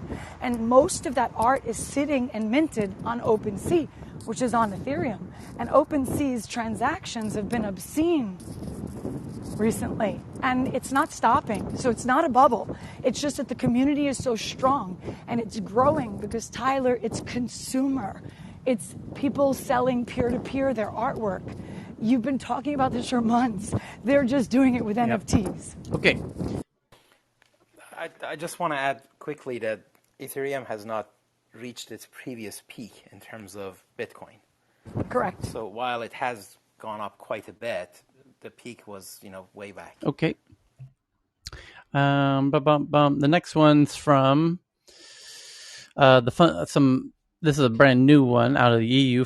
A French grocery delivery startup, Cajoo, raises $40 million from investors, including Carrefour, which is the massive French-based, one of the world's largest supermarket companies, and they're quite international as well. For a French grocery delivery startup to get investment from Carrefour is quite interesting. Some competitors have much more money than us, but we have an advantage in Carrefour, they say.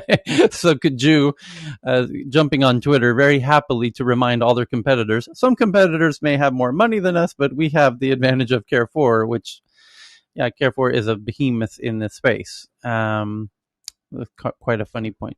Yes. Tyler, but that's a very interesting quote that the person said, because the larger one in Europe now is Albert Heijn out of Netherlands, because they acquired Delhaize a couple of years ago. And Delhaize directly competes with Carrefour. And Carrefour shops, compared to Delhaize shops in Belgium, are a bit meh. So the interesting part about it is who are going to be the people to speed it forward. And France doesn't have as much of the youth as like country. Well, I mean, the ones that like delivery service, it's like your friend who came in from London. It has to be where the environment and the culture would like to have that delivery service in their city.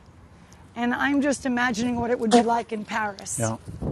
Okay. Amazon says it will stop showing autocomplete search suggestions for horse deworming drug ivermectin. The drug remains easy to purchase on Amazon. In fact, it was reported yesterday it was being showcased and promoted, but it's due to algorithms where the algorithms obviously notice trends of what people are buying and then start promoting it more visibly. And because there was disproportionately more people buying ivermectin, Amazon was promoting it. So due to the algorithm. But now, and there's another big news on the day. Joe Rogan, announced he had COVID, and he's treating himself with a cocktail, including ivermectin. So that's going to help ivermectin sales. Yeah. Okay. And the other thing is they're using ivermectin in such high quantities, in some cases, that people are having their intestinal lining, they're shitting it out and calling it what they call rope worms, trying to say that it's a parasite, but it's actually their intestinal lining. So fun. Find that link, please. And Okay, then I'll a send it very to you. cool startup called Humane, a hardware and software startup run by two ex-Apple super senior executives. And they're also recruiting out a lot of the top talent out of Apple to join Humane. Has raised $100 million from Tiger Global. And they're going to make a very cool stealthy hardware device, which is actually incredibly similar to the company Nicholas in the audience worked at called Narrative.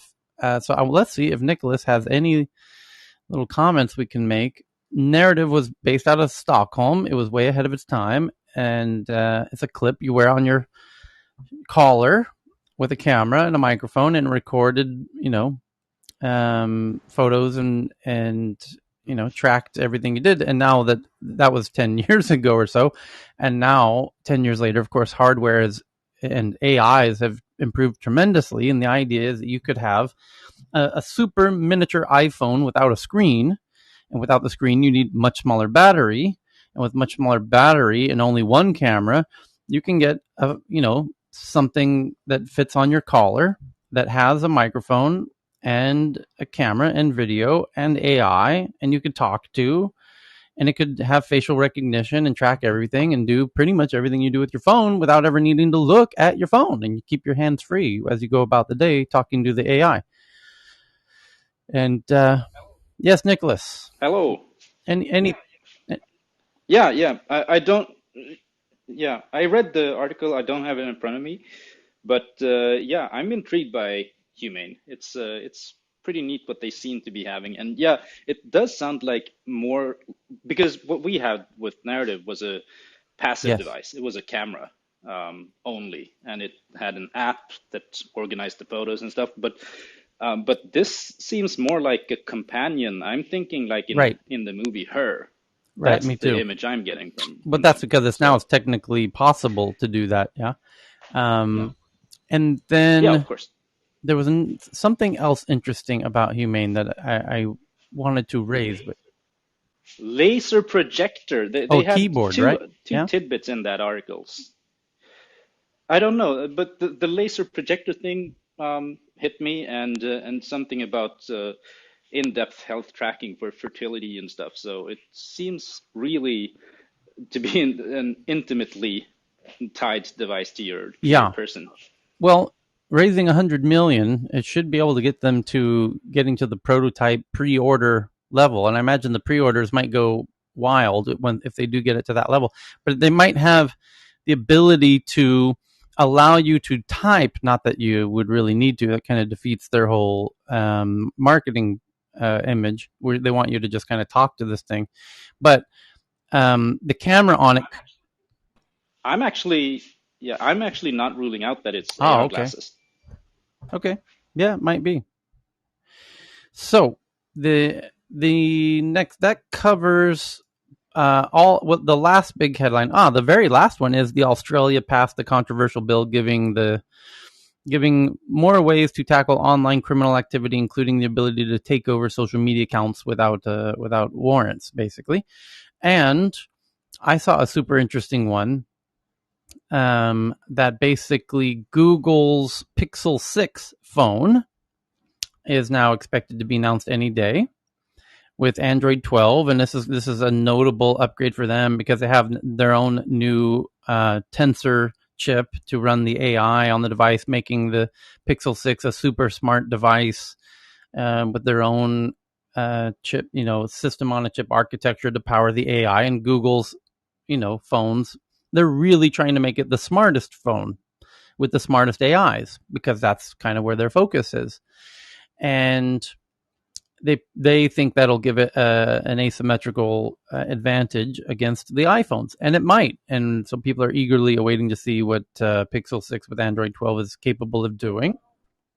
Apple Sid is in the audience. Sid is in the audience. Okay. But the point is that now it's expected, you've heard me say multiple times here, that the Apple's annual event should be September 14th, based on the very simple logic that Apple traditionally always does their events like this on Tuesdays in early September. So that means it would either have to be September 7th And they would have announced it by now if it was September 7th. Or September 14th would be the next Tuesday in early September. So it's almost certain that it's September 14th. And because of that very high degree of certitude, and we have other confirmations about that from insiders beyond the logic, the simple logic that I just described. But now Google apparently is going to host their event for their Pixel 6 with their new and Android 12 and whatnot the day before, on September 13th.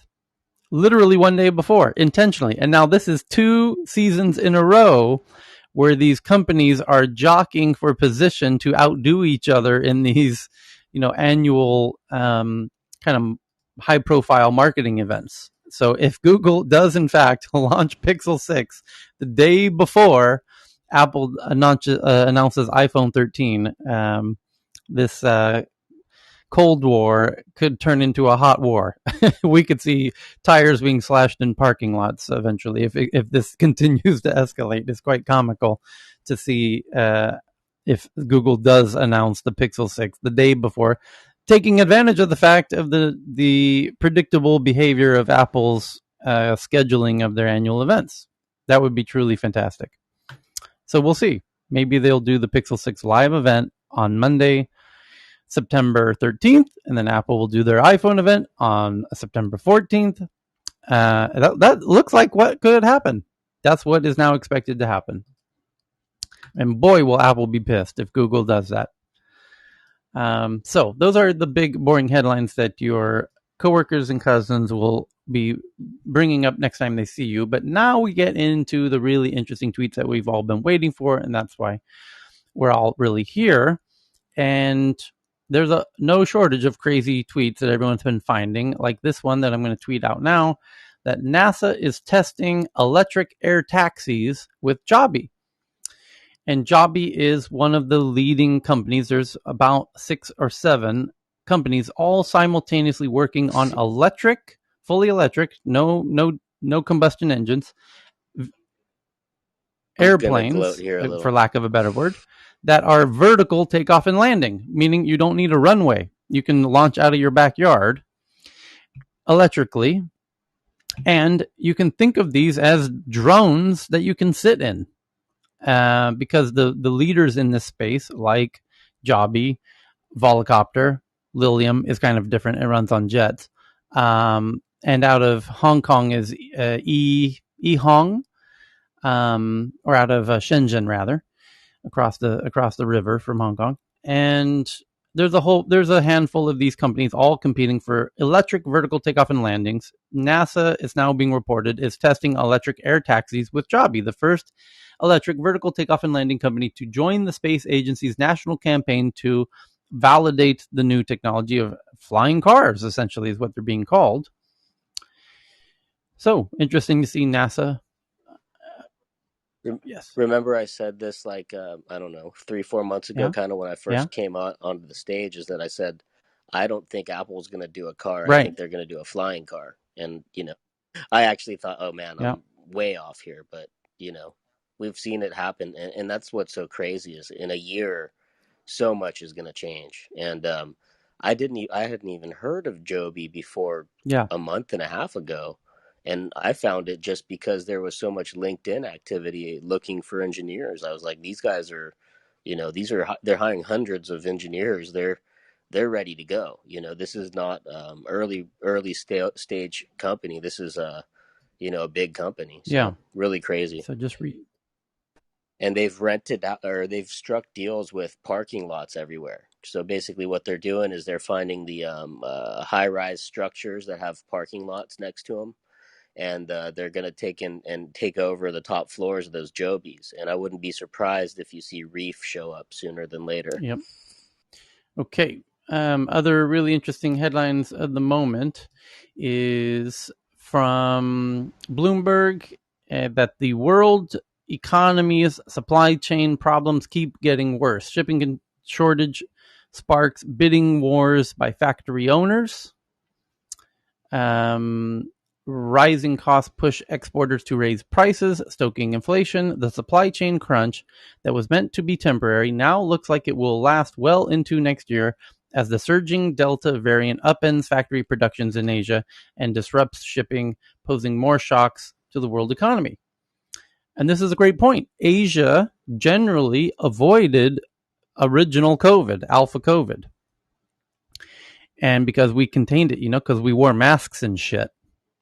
So Asia didn't have the first two waves of COVID that plagued Europe and America. Because we didn't really debate the whole mask thing. We just wore them. So we didn't have to deal with it. And we did a little social distancing, a little alcohol in the hands, simple shit, to control COVID. And it worked. And Asia didn't really have COVID until relatively recently when this new Delta variant came out. And boy, is this Delta variant a whole different beast. Oh my goodness. Far more contagious. And seems to really stick around and get people very infected. And so while you guys in Europe and America were hoarding all the vaccines, we didn't have any. And so Delta came along. We're unvaccinated now. We are really struggling with Delta. And although I'm happy to report that it appears that we are now over the hump. I think, Lakeisha, you'll agree. Looking at the data, it looks like Vietnam, Thailand, all of Asia, we're now seeing a curve in the peak of the Delta wave that we've been dealing with. Thank goodness for this. I was talking to a colleague or one of my co-founders, checking on him because he runs Children's Hospital of Colorado, and we're kind of cursed because every 6 weeks there's some kind of holiday where Americans get together, and we're going to have Labor Day this weekend. So fingers crossed. Well, again. Delta's now just coming into Europe in a big way, and it's causing all kinds of fun problems in America now. But the point of the article is that because Delta did rock Asia, because we didn't have the vaccines, and now we do. We just got them, and now we got Delta under control. But the manufacturing of the world is still in Asia, even though it's moving from China to Vietnam in the region. The factories had to stop. The shipping, the ports had to stop, and now this has caused this huge backlog and a global supply chain nightmare scenario. Manufacturers real. And we have a bigger problem than Tyler. I tweeted something out to Tech News earlier, but Correct. There's a new variant they're calling Yes. Mu or Mu. Is that the same as the C.1.2? No, I think this I'm has from B Latin in front. America, Okay. Colombia. We just reported 2 cases in Japan, but it's But C.1.2, we have to watch closely because they're saying it's more contagious than Delta, and vaccines don't seem to have much luck in preventing it. I'm not John, but I think one of the tells is in the nomenclature. The A, B, C. I have a feeling the C relates to like a different, further part of the spike protein. I don't know this is a fact, but I think that's what it means, and that would make sense that it wouldn't be as effective against the vaccine. They're also saying This that one's the called P1.161. the Mu, that's the Mu variant. They're also saying that it may be resistant to the vaccine. So Mu is also resistant to vaccines, and in how many countries is it in? Yeah, but they're still studying it now. So that means we have to change strategy. How many countries is it in? I think it was originated. I think they're in many countries already, but today Japan just reported 2 cases. I haven't studied it, into detail, but it's not such a big issue yet. But they are watching it. So, about the shipping, global logistics supply chains, it says manufacturers reeling from shortages of key components and higher raw materials and energy costs are being forced into bidding wars to get space on shipping containers, pushing freight rates to records and prompting some exporters to raise prices or simply cancel shipments altogether. We can't get enough components. We can't get containers. Costs have been driven up tremendously, which makes consumer products from Bluetooth speakers to Rubik's Cubes. The cost of magnets used... Start shorting Dollar General. The cost of magnets used in puzzle toy have risen about 50% since March, increasing the production cost by 7%. I don't know if we can make money from Rubik's Cubes because prices keep changing. China's determination to stamp out COVID has meant even a small number of cases can cause major disruptions to trade. This month, the government temporarily closed part of the world's third busiest container port in Ningbo for 2 weeks after a single dock worker was found to have Delta variant. Earlier this year, wharves in Shenzhen were idled after the discovery of a handful of coronavirus cases. Port congestion and a shortage of container shipping capacity may last into the fourth quarter or even into the middle of 2022, says the president of Evergreen Marine. You know, that shipping container that got stuck in the Suez Canal? The world's seventh... One container from Shanghai to Long Beach used to cost, I think, $3,000 or $4,000. Now it's $20,000. The world's seventh biggest shipping container liner said if the pandemic cannot be effectively contained, port congestion may become the new normal. Okay.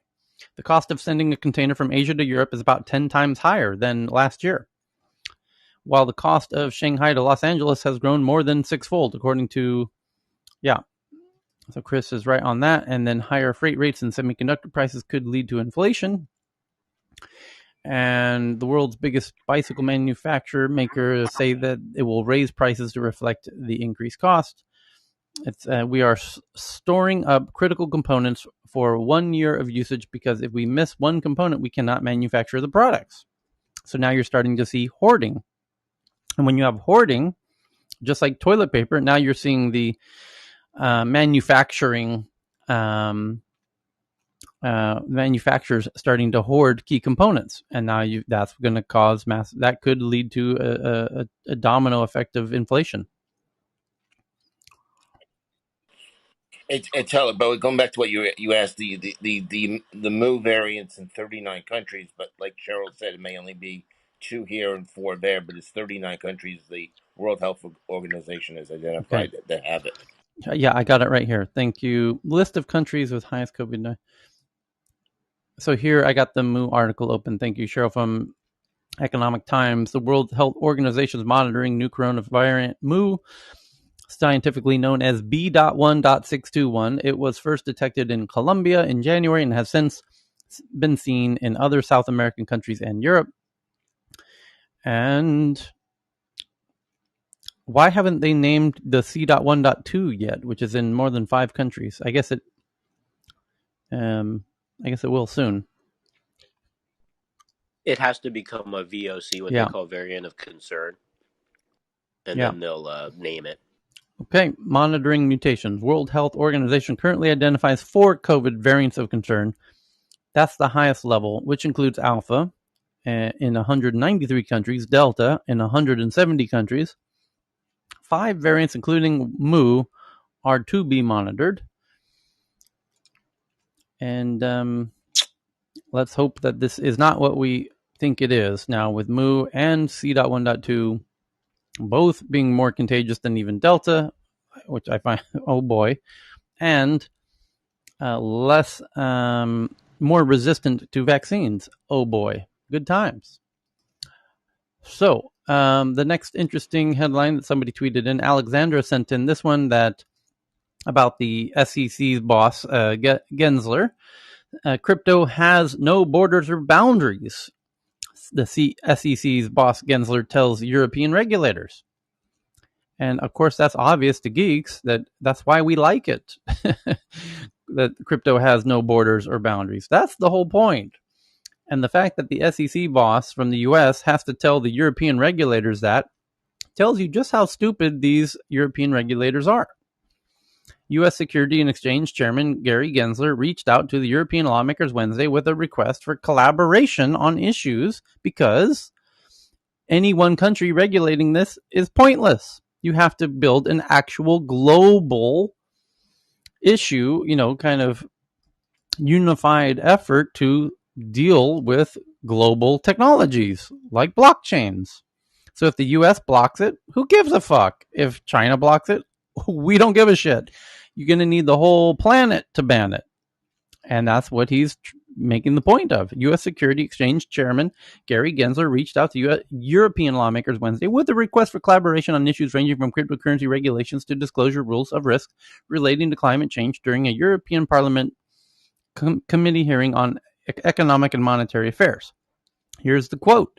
Our global markets are inextricably linked, with money flowing between them in microseconds, he said.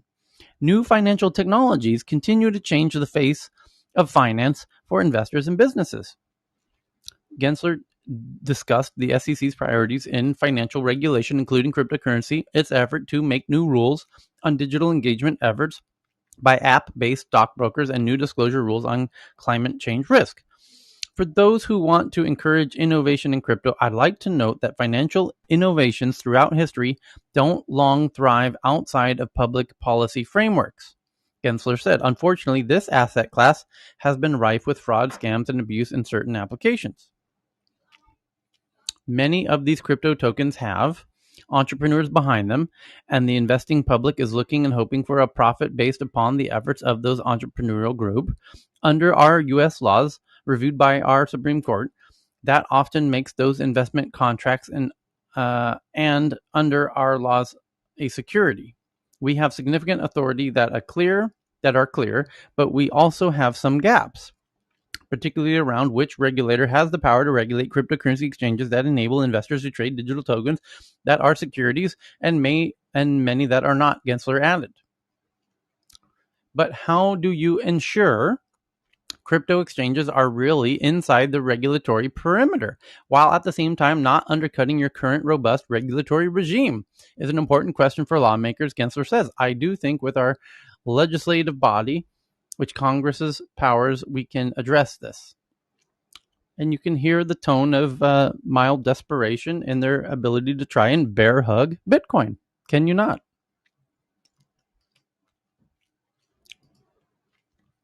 Gensler wants to regulate something in the crypto space. BC and ETC are commodities with future. Yeah. So the next one up is from Bloomberg, from Faraz. China threatens to ban e-commerce companies that flout IP laws. Alibaba and Pinduoduo have struggled with criticism over products. U.S. has put Chinese websites on notorious market lists. China plans to tighten oversight of e-commerce companies like Alibaba and Pinduoduo, including by holding them accountable for intellectual property violations. E-commerce platforms will be restricted from online business operation or even have their licenses revoked if they fail to deal with serious violations of IP rights by vendors on their platforms, according to a draft revision of the country's e-commerce law posted by the State Administration for Market Regulation. The market watchdog is seeking opinions on the draft revision. Chinese companies have long struggled with allegations that they allowed pirated or counterfeit goods to be trafficked through their websites. In 2019, the U.S. government added Pinduoduo to its notorious markets list for hosting pirated goods, joining Alibaba and other Chinese firms under that label. And merchants found Pinduoduo takedown system to be sometimes unresponsive and slow to removing identified goods, the U.S. Trade Representative Office said in its report. Alibaba's shares fell as much as 2.3% in Hong Kong trading on Wednesday. Pinduoduo gained more than 5% in New York. So the problem is that fake products today, they make better quality, better prices than the real products and the real names. So the problem is that fake products today often make better quality and better prices than the real products they're copying. So Tyler, just a quick comment on that. That was actually said by Jack Ma. It's really first of all, regarding the new rules, it's actually quite strict. The Chinese rules are really targeting on IP violations, and if you compare that to some of the rules in the U.S., it's even harsher, if you will. In fact, you can lose your license, like the store said. And the other thing that's I think it's funny is that the quote you just quoted, it's actually came from Jack Ma when he was asked, hey, what's your thought about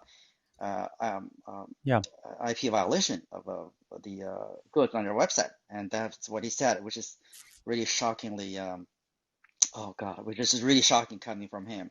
The sort of the lack of recognition that yeah, the goods themselves may have higher quality, may have it, but there's this other minor thing that's intellectual property associated with the other one. But there, I think these the Chinese companies are really being squeezed, if you will.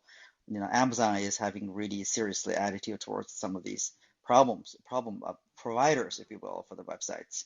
Now that in the in the home country, there's still the government in China is really on top of them as well. So it's interesting, but this may lead to better, let's hope, better companies, better prevention of IP issues, or maybe it can be even worse than that. So it's interesting to see How what's happening fast do there. you think the companies, Pinduoduo, for example, will respond to this? Like, do you think, because there's a whole lot of, you can go on there and search for pretty much fake anything and find it very quickly today, but how many days or weeks or months do you think that this will take to play out?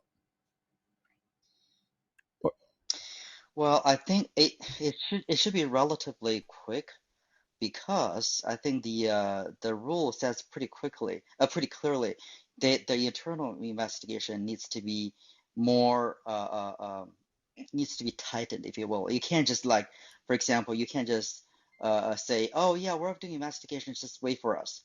That's not gonna happen because that's what Pinduoduo was doing, which is not taking really action, but just say, oh, we're investigating.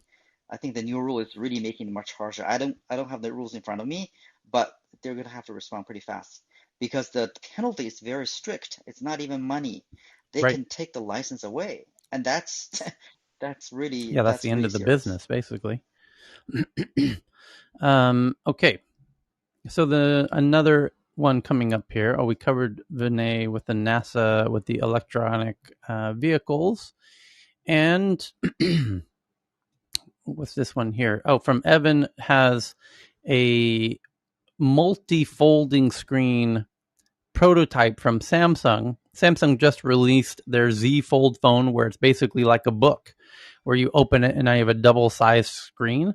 Now there's a prototype of a tri-fold device, so it really opens up to the size of a book. It's 3 panels of folding.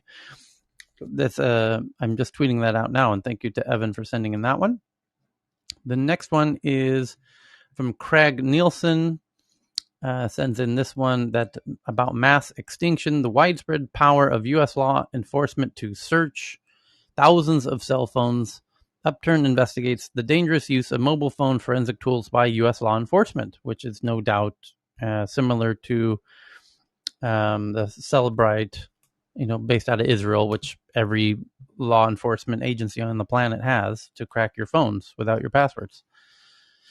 The next one is from Evan, A Day in the Life with AR Glasses. It's a video that you can watch of what it will look like to live in a world with AR glasses. And you walk around your house and extra content is floating all over the place to help you. And now you don't need to look at your phone. You can see messages pop up in the corner of your view of the glass, when people are. So there's a clock floating, wherever you want it to go. And there's the directions of driving around the city are now kind of like when you watch sporting events and they have fake lines now on the playing field. You'll now have, you'll have superimposed directions on the actual concrete that you're driving on with your car or your bike or as you're walking. And then you'll have digital art on walls, that is kind of moving digital art and flowing digital art, and it's wild. It's truly wild video. You can watch it in the Tech News Twitter account. I just tweeted that out. And a similar one that I'm also tweeting out is how that will look in shopping in augmented reality, and what that looks like with a product. And it's just a remarkable video that you have to see. I'll leave it at that. So the next one is about a reusable Mk2 suborbital space plane has now finished its first flight. The suborbital space plane is designed to fly multiple times per day at an altitude of 100 kilometers. And it's a super high flying suborbital plane that borders on the edge of space, autonomous, almost like a space drone, a drone that nearly gets up into space and can go up multiple times a day. Just tweeted that out. And then the New York Times apparently pulled an ad, and the ad was calling the CCP to account for the pandemic. And so they pulled it, a full-page advertisement that called for the world to hold the Chinese Communist regime accountable for COVID has been, and the New York Times has taken down the ad. Okay, well, yeah, I guess that's against their policies. And Ginny sends in this photo and link to the world's most affordable EV car called the K5. Goes on sale in China on Alibaba, a relatively basic electric car on sale in China on Alibaba for the stunningly low price of $2,000. It's a 2-seater EV for cruising around your neighborhood. It's basically a golf cart with a car-ish like design, I guess. One way to think of it. And the next one is from Evan from The Intercept, that the FBI spy planes monitored an individual for 429 hours. A federal court filing gives an unprecedented window into the FBI's use of a spy planes and for wall-to-wall surveillance on a suspect. So let's read this one and see exactly what they were doing. I just tweeted that one out. It says, a federal court filing gives an unprecedented window into the FBI's use of spy planes.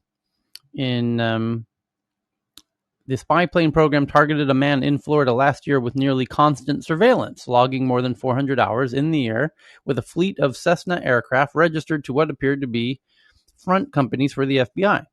The aerial surveillance described in a filing made Monday in federal court reveals for the first time that the FBI's enormous capacity to target a single individual inside the United States for prolonged monitoring using aircraft.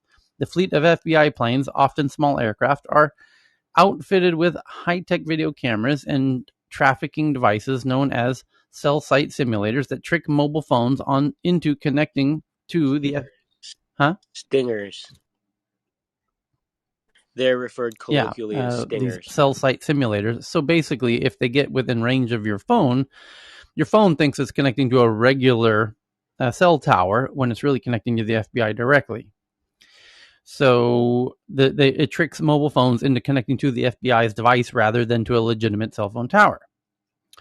And the revelations came into the case of Mohammed Mataz al-Hari, an alleged supporter of the ISIS, who federal prosecutors said was planning a terrorist attack. And so you can read all about this article. I'll read a little bit more about it here. One second.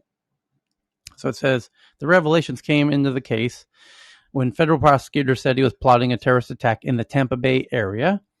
Al-Azhari pleaded not guilty to one count of providing material support to terrorists and 2 firearms charges. The filing outlined the extraordinary aerial surveillance in a motion to suppress all evidence derived from FBI activities in the air.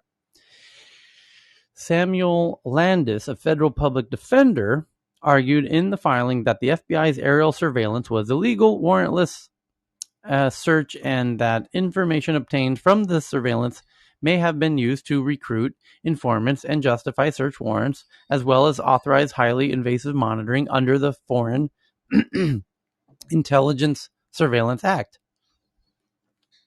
The search was unreasonable because it was conducted without a warrant. Finally, the government cannot show that any derivative evidence, whether in the form of in-person surveillance, new investigative leads, or FISA, or traditional warrant searches, was not tainted by the illegal aerial surveillance. The FBI did not respond to the request of comment on its aerial surveillance. While law enforcement agencies are not required to obtain a warrant to surveil a criminal suspect using a car, the United States Supreme Court has ruled that any surveillance involving technology that allows police to monitor the entirety of a suspect's movements require a search warrant. As a result, the legal challenge in Florida could have repercussions for the FBI's ability to use secret spy planes in future investigations. Getting a warrant when you have such an intensive surveillance of one individual is a very minimal burden before going enemy of the state on this guy, said Brett Max Kaufman, a senior staff attorney in the American Civil Liberties Union. This case shows the extreme lengths that the government is willing to push the argument that the Fourth Amendment doesn't apply to bar its observation of you in public. Except they were trying to stop an act of terrorism against the state. I mean, that's the kind of flaw in his argument, right? They would say no. Because it isn't stated in the law that there's an exception for that scenario. You would need to update the law to say, unless you perceive there to be a terrorist attack, then you can do it. But currently it doesn't say that. Oh, no, I meant just that he said they didn't have to go all enemy of the state on him, except what I was getting at is that he but they need to, if they want to be able to use this technology in this way, then they would need to update the law, which they probably could do. If they're suspected of terrorism, then you can do this. So I imagine you could get the House and the Senate to agree on that. So it would be surprising if this is the only instance in which they've trained this kind of surveillance on one individual. So I doubt this is the last time we'll hear about this kind of situation.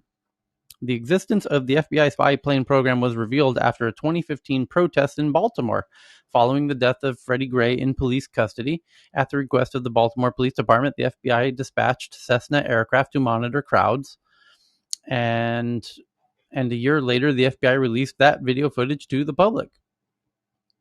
The spy plane program has been deployed nationwide and used more than 100 Cessna aircraft.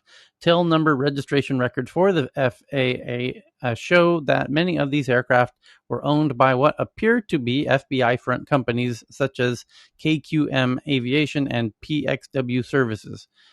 So if you see a plane flying overhead and you get the tail number, and you look up the owner and it says something like PXW Services or KQM Aviation, you might be being tracked by the FBI.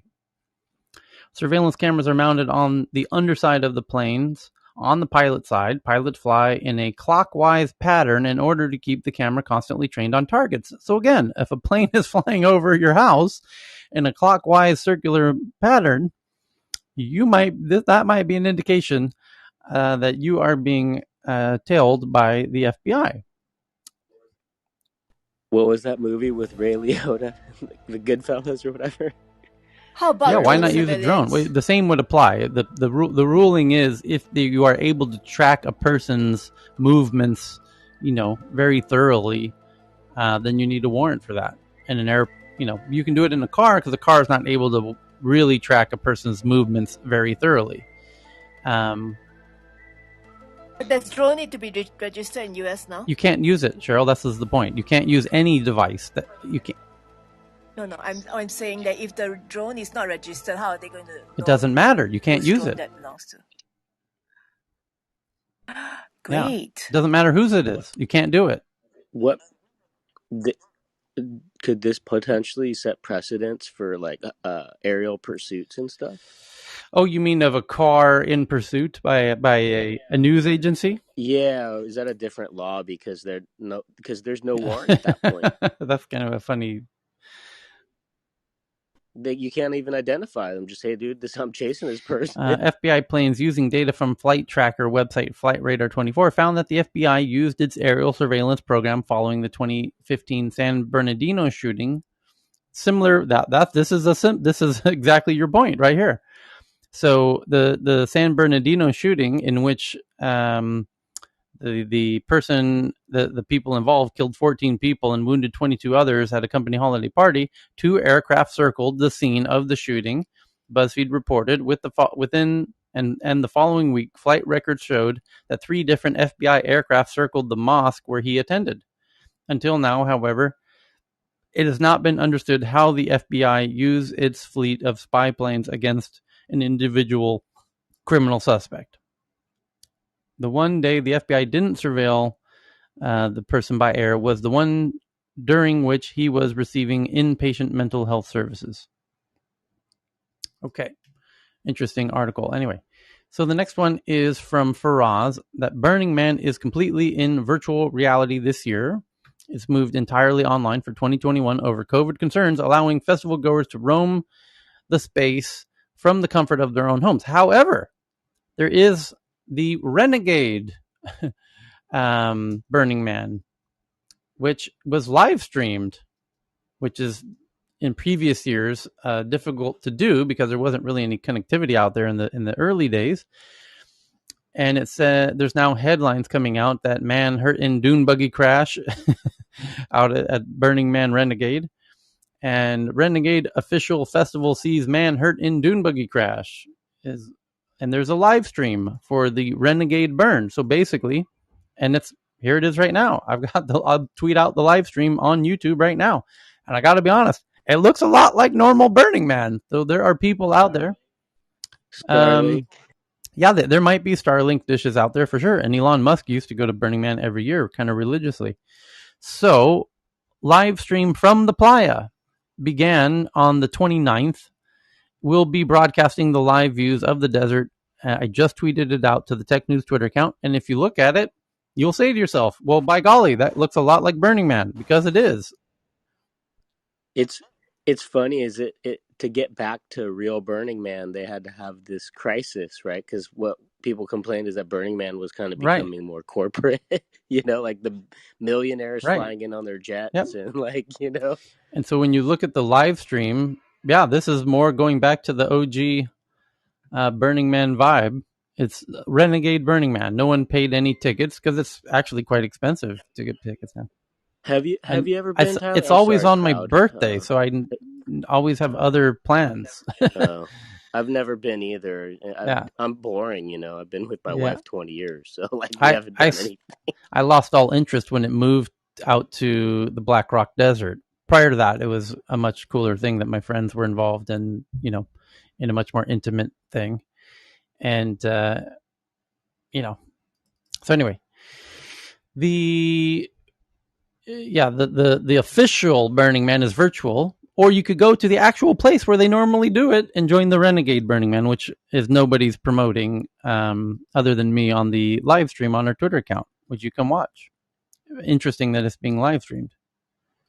So the next one is this one from Evan, that Philips Hue has partnered with Spotify to turn your lights into a music visualizer. So now if you have a Philips Hue smart light system in your house, which can do all kinds of colors, it can now partner with Spotify, and you can have a fucking light show in your house synced to the music. I love this. Let your lights flash to the music. It's rad. Yeah, there's all kinds of third-party apps that would integrate with iTunes or Spotify that would detect the sound and change with the beat and stuff. But if they're working with Spotify directly, that's just makes it a killer feature where you just open up Spotify and all of a sudden your lights. I actually attended a Spotify hackathon at Spotify HQ in Stockholm, and one of the teams did exactly this, where they synced Spotify with Philips Hue's and made, did this in the room. And that was 2013. Yeah, it's been a long time, but I think just these apps are just finally saying, you know what, let's just eat up the cool features we want to add in and just say, hold on. It, The system, it says on here, there's already plenty of ways to sync your lights to music, including Signify's own HueSync app. Signify, which makes a Philips Hue's line, is partnering with Spotify so that your light bulbs can automatically sync up with whatever music you are playing, changing color and flashing along to the beats. The question is Signify the team that built this at the Spotify hackathon? I think it might be, might not be. They're from the Netherlands. It might be. I think it is. Given the name, Signify, Spotify, where they launched. I think this was a Dutch. Yes. Tyler, what are you trying to find out? It's a Dutch team called Signify, who I believe was the team at the Spotify hackathon that I attended at Spotify HQ in Stockholm, that they built a way to sync your smart light system with Spotify. Yep, that does sound like something the Dutch would do for sure.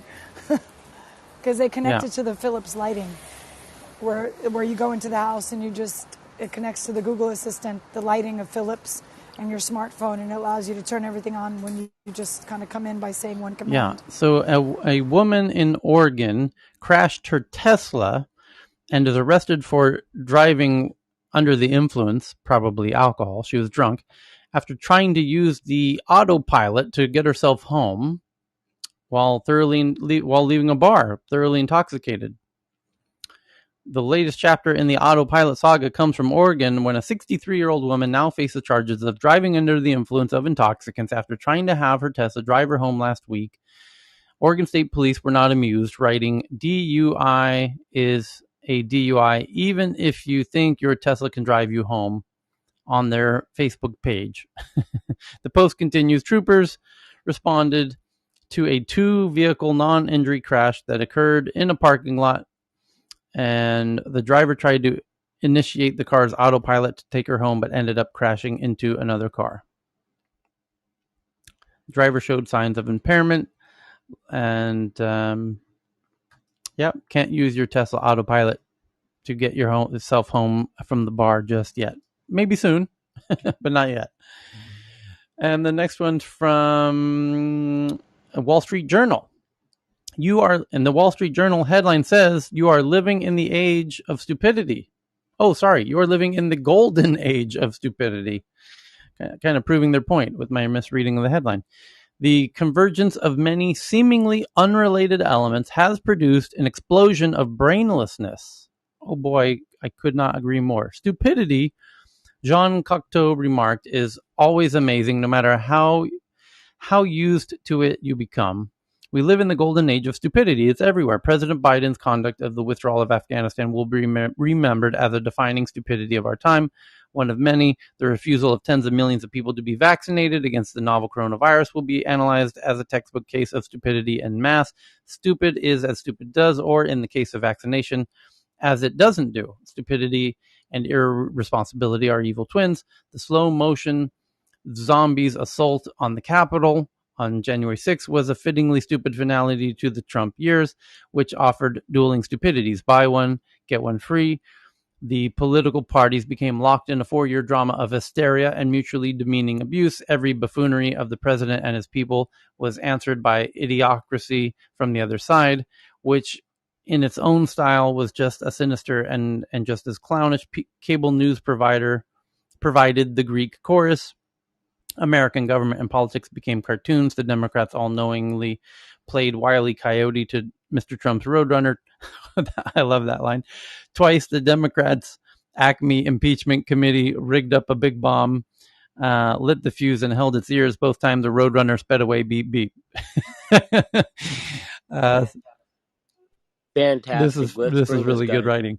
Stupidity has been in the air for quite some time, and alas, Mr. Trump isn't going away soon. Neither are Jared Nadler, Adam Schiff, or others, each a paragon of the phenomena. Stupidity is one of life's big mysteries, like evil, like love, an ineffable thing. You cannot exactly define it, but you know it when you see it. As Justice Potter Stewart said of pornography, it takes many forms. Stupidity is entitled to no moral standing whatsoever, and yet it sits in a place of honor at the table of the mighty. It blows in their ears and whispers promises. And I've only just he goes on and on for a while. Can you imagine this plus more shitcoin, more fake art, more TikTok twerking, and more weed, more stupidity? Get ready, it's coming, Cheryl. We're just in the first inning. Just the beginning. Just the beginning. A video clip that purports to show House Speaker Nancy Pelosi caught on a hot mic was actually a voice actor imitating her, according to AP Fact Check, and was first shared online as satire. So watch out for that one. And oh my goodness. I still have 15 hours of tweets to catch up to. You guys, what are you doing to me? 2 top FDA officials resigned over the Biden administration's booster. The FDA approved the resignations of 2 people on Tuesday, but didn't give a reason for their exit. And they're resigning over the Biden administration's boosters, pushing a vaccine through and expedited FDA approval was strictly political. Long-term. Anyway, just tweeted that one out. And the International Monetary Fund warns that El Salvador about risks of increasing GDP by 20 to 30% by using Bitcoin on the Lightning Network for remittances. Soon you won't. Oh, somebody's joking on that one. And failed HIV vaccine trial marks another setback for the field. The Johnson & Johnson vaccine only offered hints of protection in women in 5 sub-Saharan African countries where they're trying to make a vaccine for HIV. But I think there's many companies working on that, and hopefully one of them will crack the code on that one. NPR, National Public Radio, reporting on the Texas law that bans abortion before many women knew they're pregnant. Oh, because it's at, I think, 9 weeks or something. So Texas currently has this abortion ban in place, but it looks like it will have to go at 6 weeks. Yeah. Tyler, yeah, it's not only that, it's 6 weeks, but also the Supreme Court just turned down a request to stop the ban. Yeah. So there was an emergency order request to the Supreme Court, and it's by 5-4. It was turned down. So that means the law will be in effect, and you have to go through the whole process of filing the case at the Supreme Court in October, and the decision will be out next June. So that's the process. So United Talent Agency signs a new artist of sorts. And that is one of the top big Hollywood agencies that, there's basically just a handful of these massive Hollywood agencies that sign all of the Hollywood talent, including the producers and directors and actors, of course. And now they've signed the creators of CryptoPunks. And apparently they now own the IP and the rights, which they can then sell on to anyone who wants to make a movie or a TV series about the CryptoPunks. Similar to what Ashton Kutcher did with Stoner Cats, or not so dissimilar, but same thing but different. But anyway, the next one's from Abgent about a story where a journalist asked GPT-3 about COVID-19, and the response shocked the journalist. And what was the response? OpenAI's GPT-3 is the most powerful AI system available, currently trained on billions of web pages and tens of thousands of books. The system can generate nearly any kind of text, from news articles to computer code to sea shanties. And the current version of GPT-3, however, was only trained on data gathered through October of 2019. That means GPT-3 has never heard of COVID-19, since the virus only started circulating broadly in December of that year. In testing the system, I wondered what would happen if I taught GPT-3 about COVID-19 and then asked it questions about the pandemic. How would it respond? And would its answers match at all with the reality of how COVID-19 has unfolded? I decided to find out. The results were shocking, and they gave me a new appreciation for the role that generative AI might play in guiding decision makers during future outbreaks. To be clear, this is an experimental use of GPT-3 intended to explore the potential for future AI-assisted decision making, and especially to evaluate embedded biases. It's not a production-ready use of the system. OpenAI does not say that the system is ready for medical use, and you should always consult your doctor and follow the advice of public health leaders. Never rely on the experimental system in making medical or public health decisions.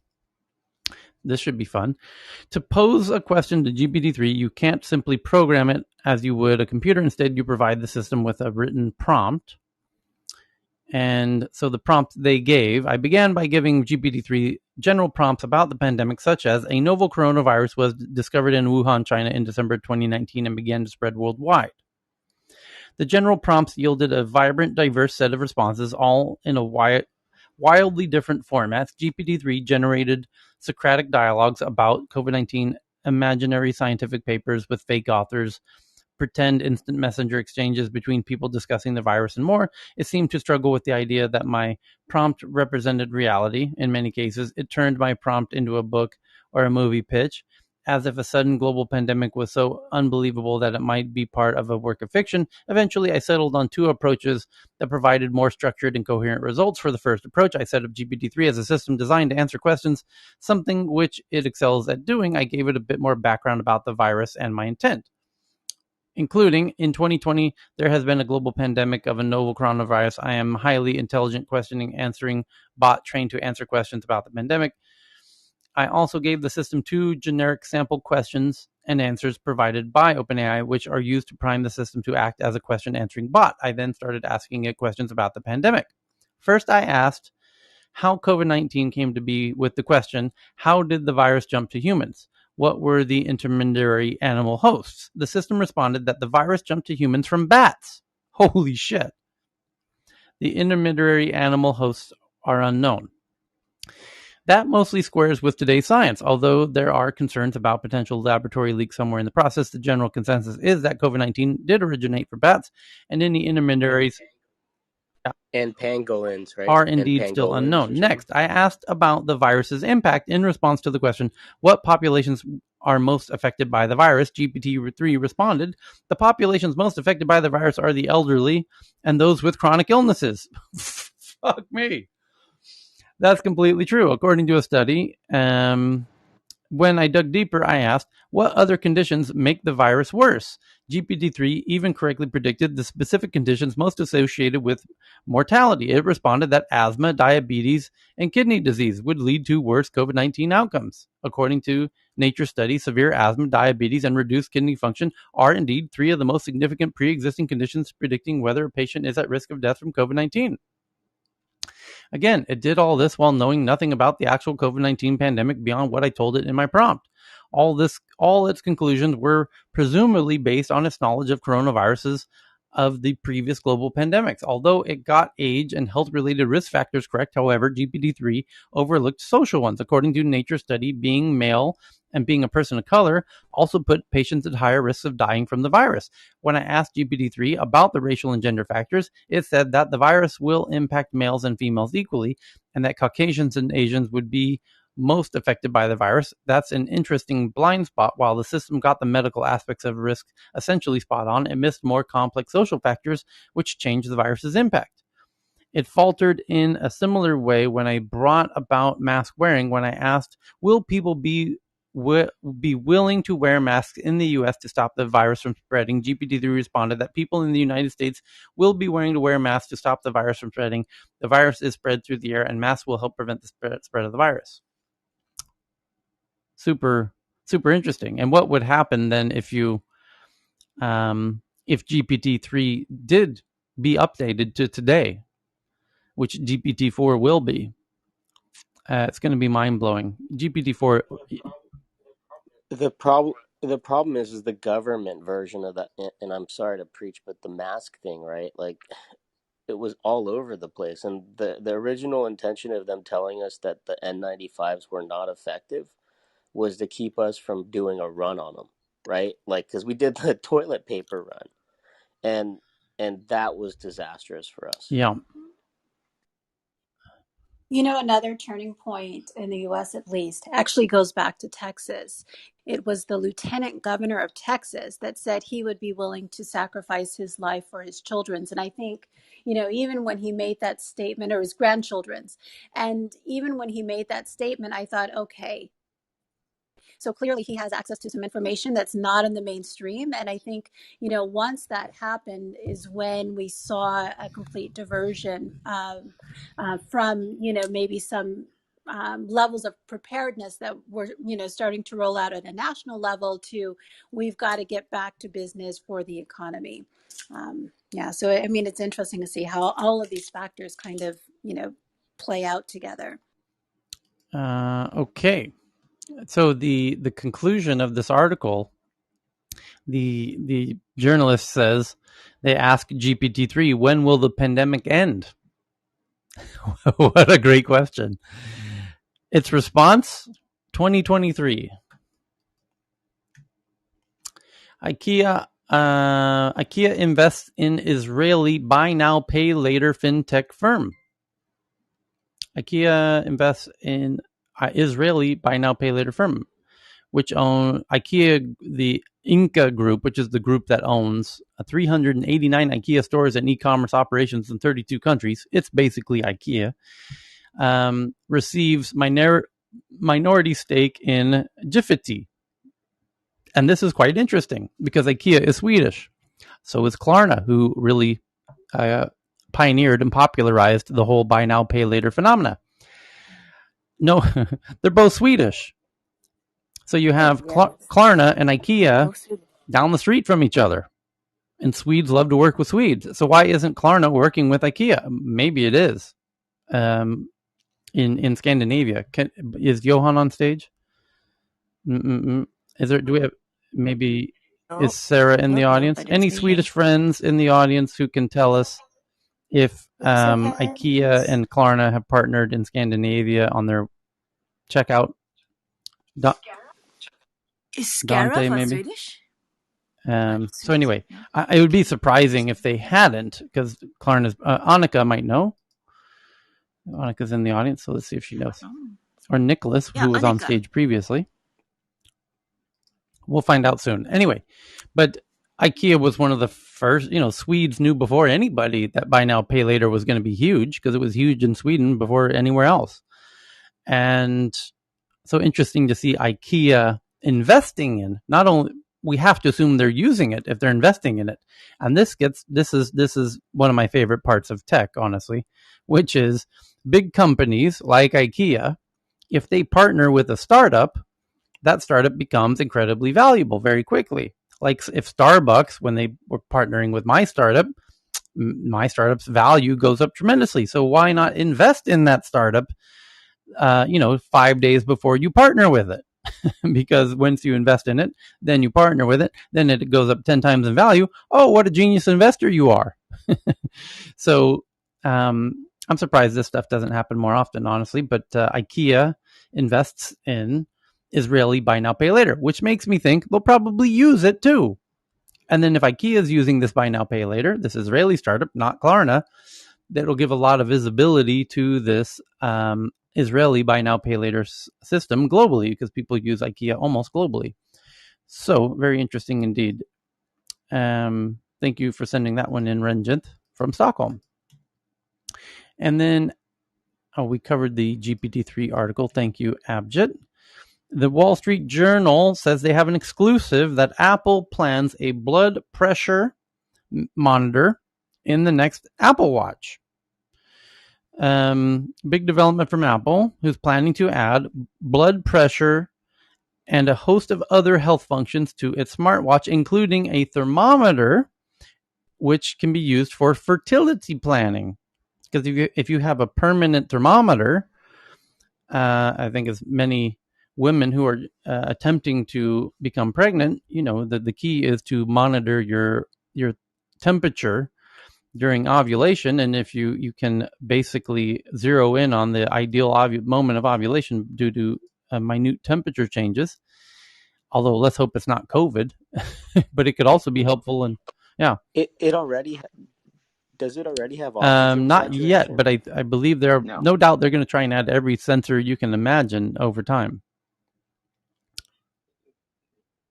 I think one thing to note is that they do have it already. I'm sorry. That's the whole Massimo versus Apple thing, right? So they do. So, wow. No wonder Danish was going nuts. And I'm sorry, Shaheen. Yeah, they're going. Others have it, but Apple doesn't, and it's not very reliable. But one thing to note is that because the watch is on your hand all the time, it can gather a lot of data over time. So it doesn't need to do it quickly. It's got a lot of time. WHO is monitoring the new COVID variant Mu. We covered that. And Apple reveals first state to use Apple Wallet for ID driver's licenses. We covered that with Arizona and Georgia. And then Home Depot releases its own smart home app. The big box retailer now offers an app called Hubspace, designed to wrangle miscellaneous smart home devices. Reddit bans active COVID misinformation subreddit No New Normal, but not for the reason you think. They banned them because their users were attacking other Reddit communities, not because of their COVID misinformation, a very important distinction on a legal basis. Then Apple to let app makers point users to web to pay for services, so to circumvent the 30% tax that they've been enforcing since 2007 when they launched the iPhone. And then have this one here, from Professor Asif from the Mirror in the UK. 3 lifestyle factors which increase your risk of dementia have been pinpointed in a study in the Netherlands. And so what are the 3 factors that could lead to risk of dementia? And that sounds like a fantastic opportunity to play our new favorite game show, Tech News Jeopardy. What are 3 factors, lifestyle factors, that increase your future risk of dementia? Outsource all your things No. to AI. Sedentary No. lifestyle. No. Weed. Close. No. Alcohol. Smoking Drugs. is listed. So, Cheryl, I'm going to give you partial credit on that one. Anyone else?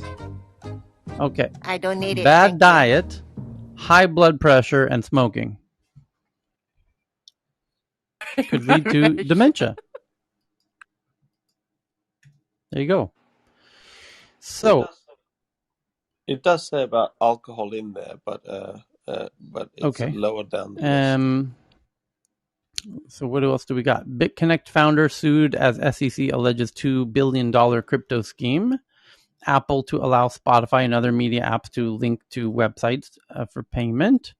SpaceX is hiring a mixologist to serve cocktails at the Spaceport Tiki Bar. And what else do we have here? McFlurry machines are always broken due to digital rights management. Chris, did you read? Yeah, that was me. But can we take one step back on the whole mixologist in space thing? Isn't that kind of the ultimate slap in the face? I mean, you have 2 billionaires that are trying so hard to get in space, and you have Elon basically saying, we're going to pay a random up here just to serve us cocktails. Yep. By the way, on that news, Elon Musk has said that basically Bezos has been suing SpaceX every 16 days. So he's saying that the biggest problem for him, the bottleneck, is actually the lawsuits filed by Jeff Bezos, not any technical issues. What? So, well, basically, SpaceX got that big contract from the government. It was supposed to be 50-50 or something, but they got the whole thing. So that's nice. Bezos certainly is not happy. So what do we have here? Xiaomi CEO takes charge of new EV unit, leading team of 300 folks. Chinese smartphone maker. Well, they make a whole lot more than the leading smartphones. They make hundreds of products, and they've built a team of 300. Out of their workforce of 20,000 applicants. Chinese smartphone maker assembles workforce out of 20,000 applicants, leading a team of 300 in their EV unit to make the Xiaomi car, which they've already released renderings of, which looks cool, and will definitely be a force to be reckoned with. Xiaomi is no joke. They've passed Apple in smartphones just by example. So, Minnesota Twins raised $3 million to increase accessibility to disability care. Congratulations to my neighbors. Oh, Anna Marie. Is Anna Marie on stage? She says these are her neighbors who are in this TechCrunch article. No, okay. Oh, not at the moment. And tractors finally get the Tesla treatment. A crop of electronic startups are hitting the $292 billion heavy machinery market just in time for harvest with Tesla-like tractors, electronic tractors. And BB sends in this one that NVIDIA upgrades speech synthesis tech. It makes the artificial voice sound more like an actual human speaking, thanks to the new RAD TTS model, letting users train an AI to speak like them, mimicking their tone, pace, and other facets of their voice. Thank God I can replace myself here at Tech News Around the World. So let's have a listen to this new speech synthesis from NVIDIA. Hold on. Where's the volume on this thing? Here we go. Let's see if we can find an example of this.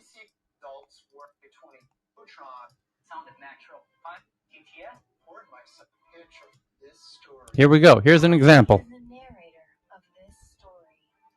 Here we go. Let's have a little listen here. I am even the narrator of this story. That's the human. I am even the narrator of this story. That's the. That was the robot, so to speak. He taught me that words are music.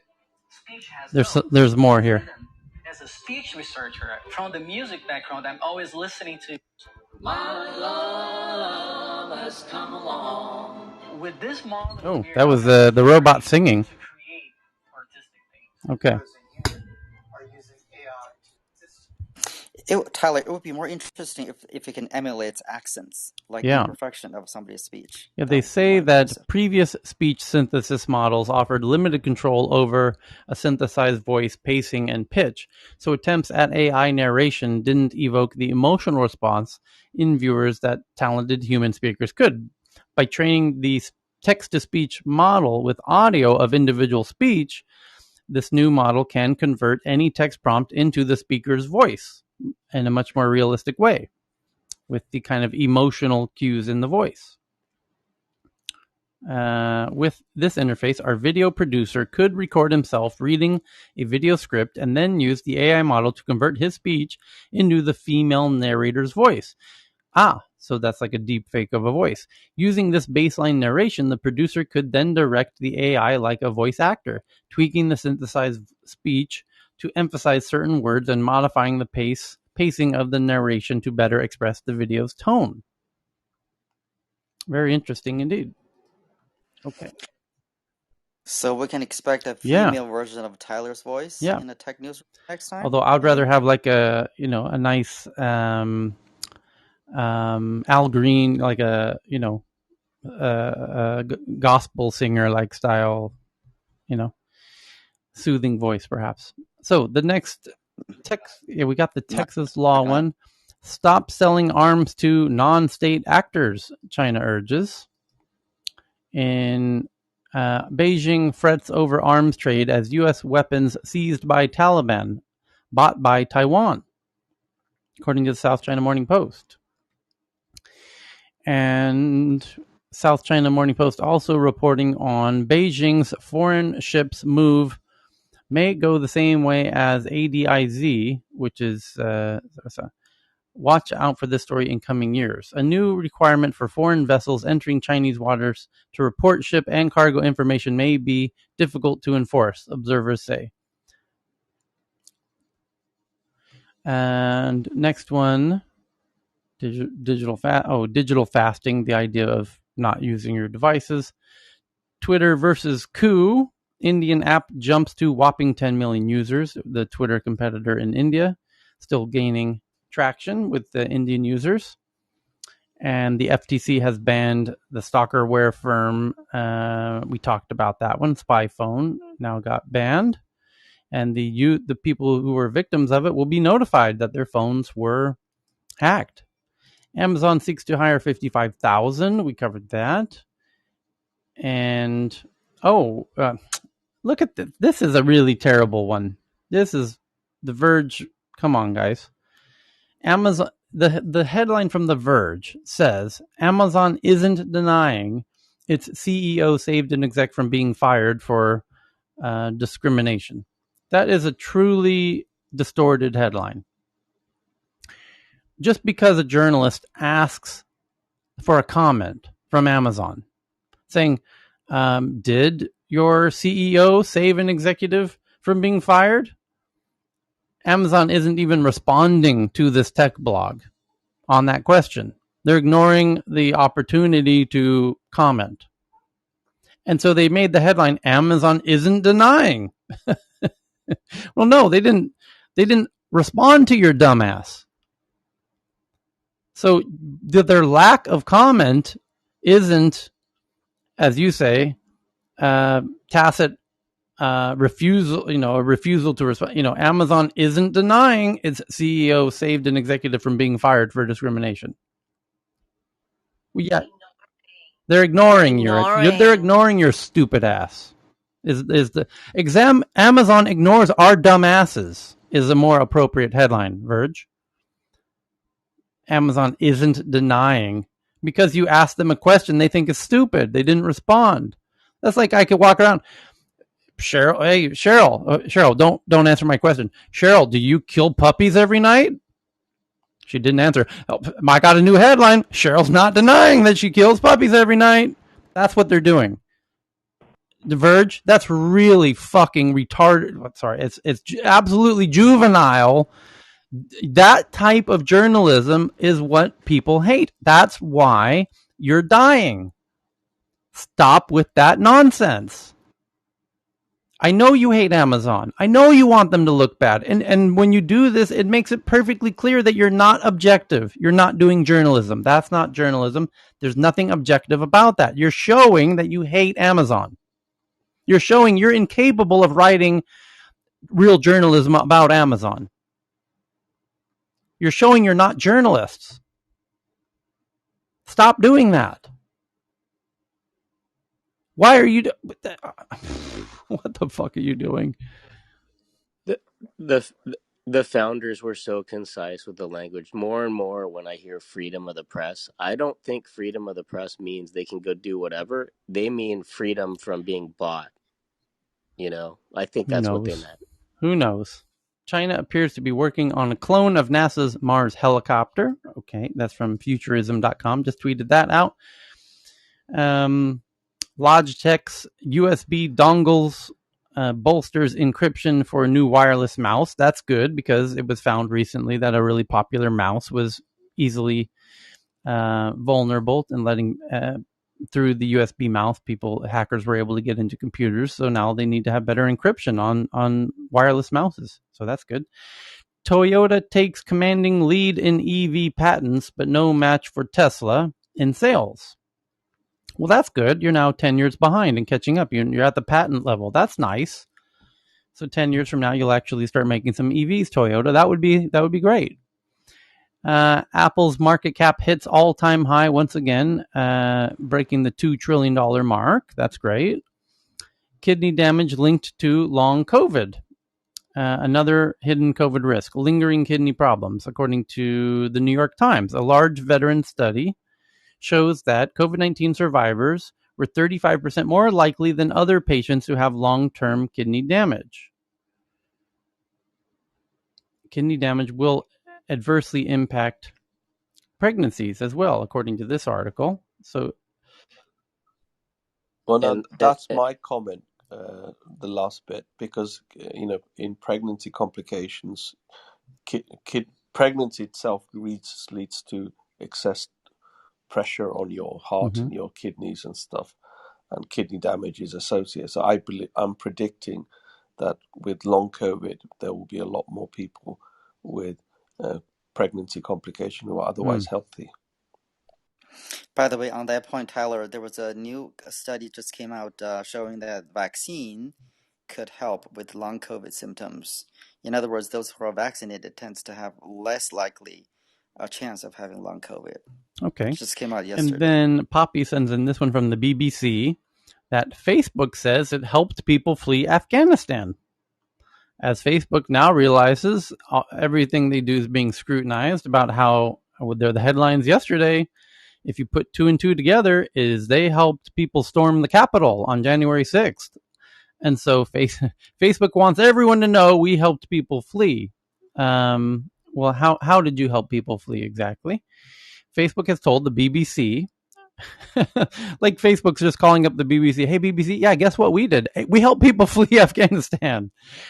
We're desperate for positive headlines. Facebook's told the BBC that it took part in an effort to help 175 citizens leave Afghanistan after the Taliban took control of the country. The company said some staff members were also on the flight to Mexico City.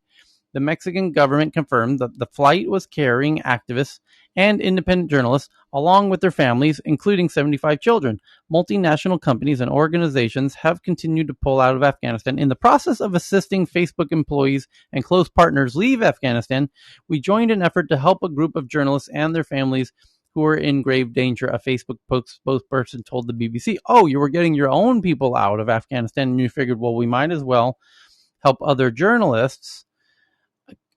Oh, wow. This is PR gravy train right here. Facebook loves journalists. Facebook helped journalists get out of Afghanistan.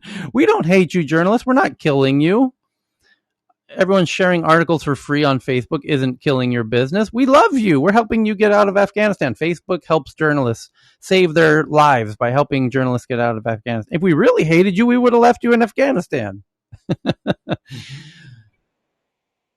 And then the next thing they will say, they offer a job to those Afghans. The firm declined to give any further details about how they helped the situation in Afghanistan. The Mexican government said that the group of Afghan citizens arriving in the country Wednesday, so it's kind of funny. So the really interesting thing yesterday was, yes. Tyler, I was going to just say, do you think because Facebook was in contact with BBC because Nick Clegg works for them? Yes, he does. He's their global policy in person, right? So he might have been the one clever to tell Facebook to do something like this. Anyway, but the BBC is running the headline, and the Taliban is sanctioned as a terrorist organization under U.S. law. No, it's not. So Facebook spokesperson told the BBC something incorrect. So it says, here's a quote. The quote says, the Taliban is sanctioned as a terrorist organization under U.S. law, and we have banned them from our services under our dangerous organization policies. This means we remove accounts maintained by or on behalf of the Taliban and prohibit praise, support, or representation of them, a Facebook spokesperson told the BBC. Last we checked, a week ago, the Taliban wasn't on the terrorist list, U.S. law terrorist, as an official terrorist organization. So, but the interesting part in this is yesterday, this is really interesting. Nobody's reported this yet. There was a headline that we read by Mark Scott from Politico, who covers tech for Politico in Europe, who I know personally. And Mark Scott did this story. He used to be at the New York Times for years, covering tech in Europe, and then he moved over to Politico. So he wrote a story that it's now about how Facebook had removed thousands of Facebook posts from the people who stormed the U.S. Capitol on January 6th. How did Mark Scott find that out? How did he know that? He found out from the NYU researcher who was doing the analysis of political ads on Facebook, who Facebook shut down. You remember this headline 2 weeks ago? It was a multi-day thing. 3 weeks ago, an NYU PhD researcher was doing a project tracking political ads on Facebook. And the first headline was, Facebook shut her down. And she went to the press and said, Facebook shut me down. Why'd they shut me down? I've done nothing illegal. And Facebook responded. Because of all of the people reporting it, Facebook felt the need to explain themselves. And they said, it's not us. We didn't want to shut you down. The FTC, the FCC, Federal Communications, says that we cannot allow things like this based on some agreement that, some ruling that they decided. It's not us, it's them. It's their fault. They're forcing us to not allow our user data to be shared because of the Cambridge Analytica scandal. Remember that thing? Yeah. Well, as a result of that, we're no longer allowed to let outside parties have access to Facebook users' data. So if you don't like it, blame the government agency who overruled that said, we're no longer allowed to let any third parties have access to user data. Sorry, we can't let you do it, according to this federal agency. That federal agency, the next day, jumped on the internet and said, hey, Facebook, what the fuck are you talking nonsense about? This has nothing to do with us. And what you're stopping that NYU researcher has nothing to do with what we decided about you. So don't use our name to explain why you had to shut that person down. We have nothing to do with that. And our kind of decision doesn't violate, doesn't apply in this case. So stop making up lies for your excuses for why you're stopping that NYU researcher. And then Facebook never responded to that. Of course, they can't because they're caught. They wanted to shut that NYU researcher down, and they were using the government agency as an excuse, and they got caught. So now that NYU researcher was obviously doing research about data. They were using a browser, and the users, it was a browser extension, and anyone could participate by installing the browser extension. And if you install the browser extension, you are sharing your data with Facebook, and you are. You've opted into it. Facebook has no legal ability to control that. So this researcher is doing nothing wrong legally, and yet Facebook shut it down. Why? Why did Facebook shut her down? Well, it turns out that we figured out something yesterday that nobody else has yet to figure out. Because, again, that was all 2 weeks ago. And then 2 weeks later, yesterday, Mark Scott from Politico writes a story about the rioters on the Capitol rioters, that thousands of their Facebook posts are missing. And he asked Facebook, hey, it's come to our attention that thousands of the Capitol rioters' posts are missing. How do you explain that? Facebook responded by saying, it was a technical error. The computer did something silly and removed thousands of posts from those Capitol Hill rioters, which seems very odd. Why would a computer glitch cause that? And more importantly, what was the source for Politico to find this out? And it turns out, Politico says in the article, it was that NYU researcher who told Politico, hey, now you have to imagine for a second that Mark Scott from Politico, who I know personally, spoke to that NYU researcher. And they obviously initially connected over the point that Facebook shut her down. And while they're talking, she says, this is my conspiracy theory here, but I think you can connect the dots. She says, and it says in the new article yesterday, oh, by the way, I, as a researcher, stumbled on something quite interesting, that thousands of posts by the Capitol Hill rioters are missing. And nobody else has brought this to the public's attention yet. Nobody knows this. And Mark Scott says, well, hang on a second, what?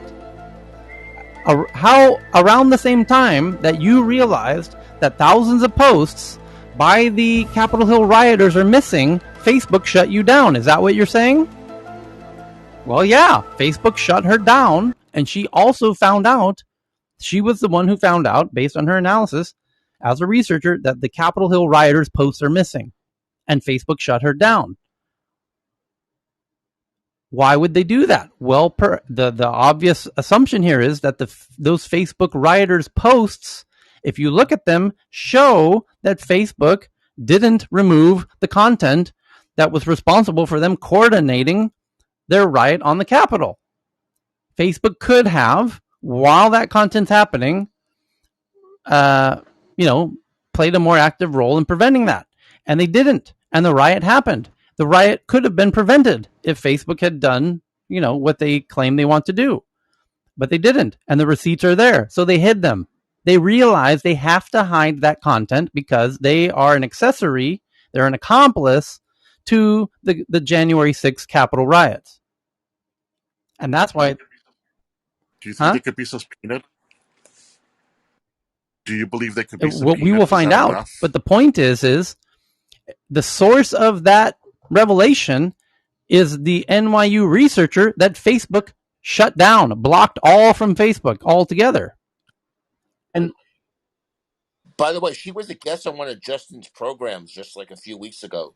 She was I don't know if you know, she was Justin's guest. Like instead of having a congressman, he had this PhD candidate from NYU. But now Facebook has a real motive, a very strong one, for shutting her down, her whole research project down, because she was finding things that could get them in really deep shit. So Tyler, if the feds are pursuing some of those people whose posts are have been removed, they could potentially have an evidence issue. So exactly right. That's the other side of the issue. Not only showing that they were coordinating, but if it's criminal potential criminal evidence, then that's not a good move. Obstruction of justice. And she would need to be in some sort of witness protection, or, her identity really needs to be protected, because there are a lot of people who have, a lot at stake based on the information and the data that she has. Super interesting. And again, nobody's connected those dots yet. But I bet, I know her name's already known. It's too late. There's no protecting her now. It's very well known. Yeah. So hopefully she gets out of New York City.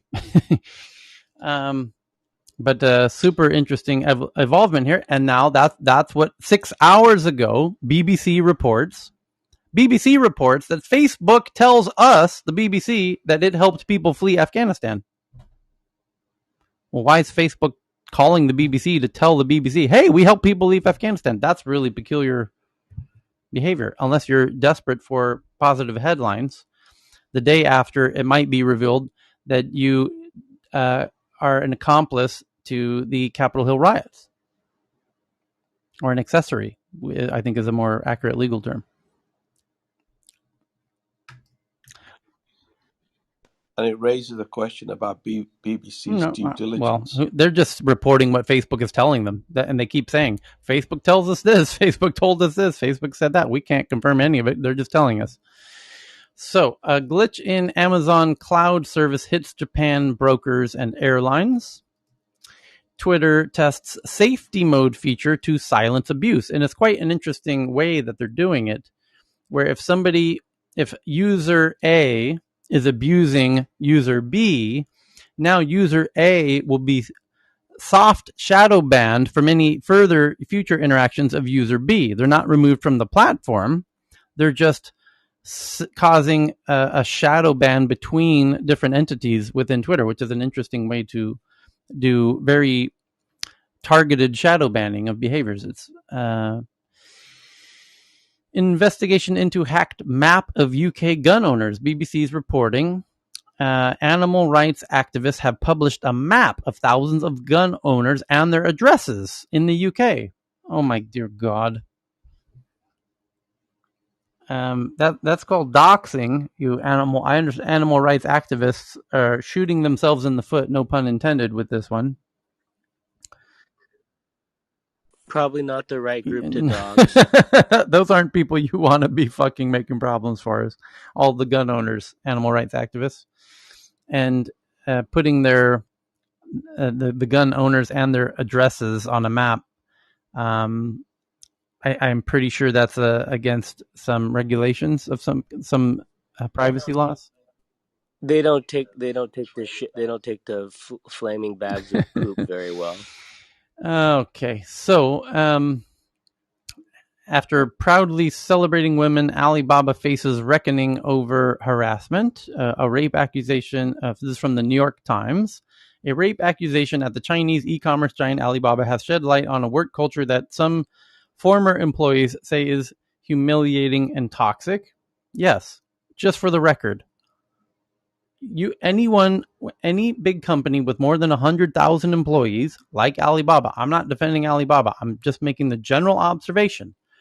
Anytime you read an article about a company that has more than 100,000 employees and the source of the information is former employees, go ahead and put that news article in the trash, because you can get former employees to say that Alibaba is in cahoots with Hitler.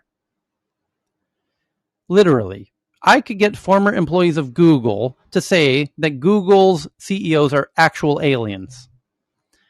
I could get former employees of Amazon to say that Jeff Bezos is Satan on the planet Earth. I can get former employees of any 100,000 person company to say anything. So having an article about former employees of Alibaba saying anything? Who cares what they said? That you're talking about a demographic of 100,000 of people. And you found 4 people out of 100,000 that are willing to say something means statistically nothing. So former employees say that working there was humiliating and toxic. Okay. So 4 people out of 100,000 say that working at Alibaba was humiliating and toxic. Okay. I guess that's a New York Times headline today. The silent partner cleaning up Facebook for $500 million a year. This is about Accenture. Again, New York Times. And notice a theme here. New York Times writing articles, create narrative crafting that Alibaba is humiliating and toxic. Who, by the way, the New York Times itself is self-imploding. And there's reports of this. This is not my own conjecture. This is actual reported news that the New York Times is having internally so much friction that it's likely to not last very much longer due to political tensions inside. So them trying to paint the picture that Alibaba, one of the world's most successful companies in the history of the fucking planet, as a former employee saying it's humiliating and toxic. By the way, New York Times, that's also what's said by your former employees. Specifically, the guy who's writing on Substack now. So it's saying exactly that the New York Times is humiliating and toxic. And he's named himself. These are not unnamed former employees that you have in your sources. I have actually named sources that are saying that they're working at the New York Times was humiliating and toxic. So what do you say about that? And you're a tiny ass little company with very few employees. So any one of them statistically coming out of you is significant. You finding some out of a company with hundreds of thousands of employees is meaningless.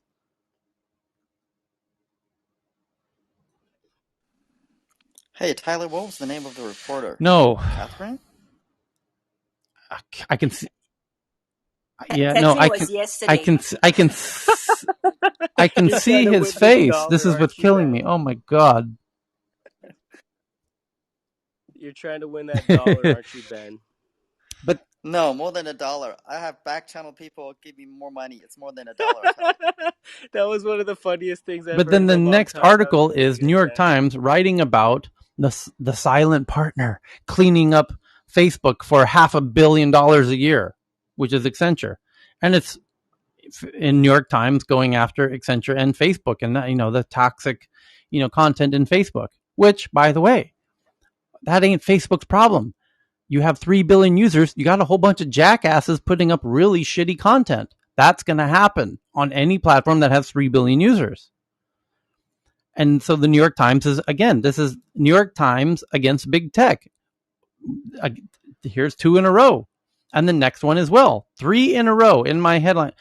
The next headline, New York Times. She's the investor guru of online creators. And she talks about how, these big platforms are going to, be very uneven in the creator economy and keep all the data and the monopoly on all the, power within the creator economy. And this profile of Li Jin, the investor guru for online creators, as they call her, because she's fighting big tech. So they're calling her the investor guru. She has a $13 million fund. That's that you can't make a fund smaller than that. This is hardly an investor guru. I think she's fantastic. I think Li Jin is awesome. I love her blog posts. To call her an investor guru is just, come on. What? What are you doing, New York Times? Why are you doing that? She has a $13 million fund. That's like, I'm trying to think of how to contextualize that for people who don't understand the size of tech funds. That's almost not a tech fund. That's barely qualifies as a tech fund.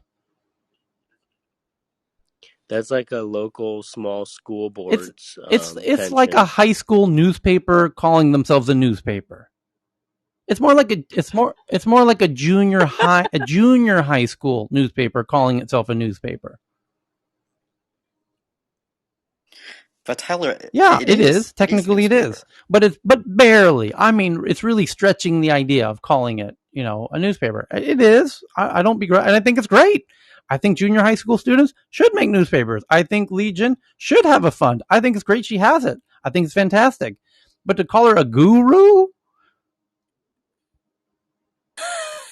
Investor guru? There are many gurus on Clubhouse.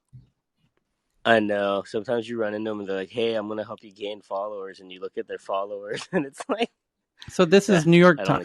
New York Times loves her because she's, it fits in its narrative crafting. New York Times, do journalism. Stop doing narrative crafting against big tech. This is why big tech is funding Substack. And this is why big tech is funding all of the things that are now existential threats to you. Because you've become so adversarial to big tech and very unfair in your coverage of big tech. And that's why they're now going to kill you and replace you. That's why your business is over. That's why your days are numbered. That's why we're coffin shopping for you.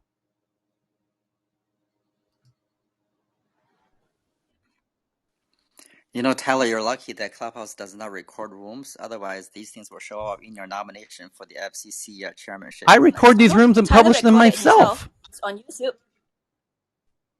Yeah, it's fantastic. See? Nothing to hide. What if you're going to be nominated as a commissioner for the FCC?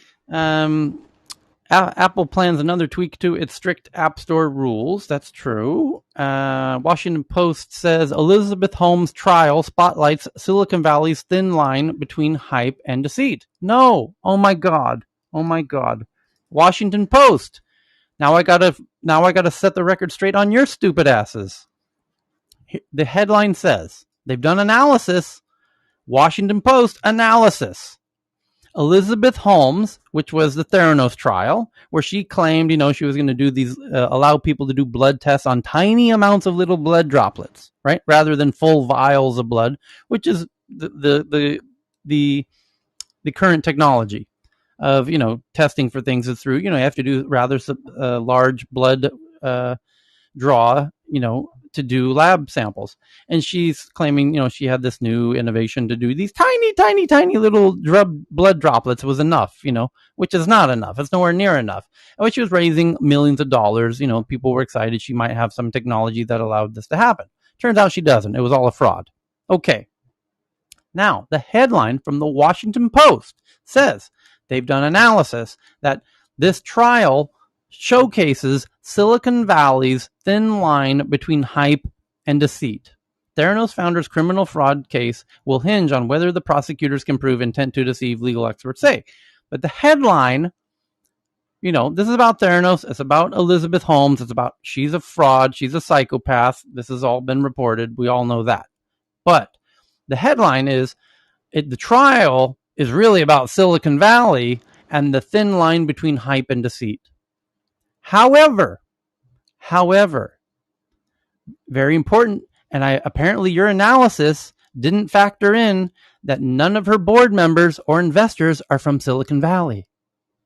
They're from Washington, D.C.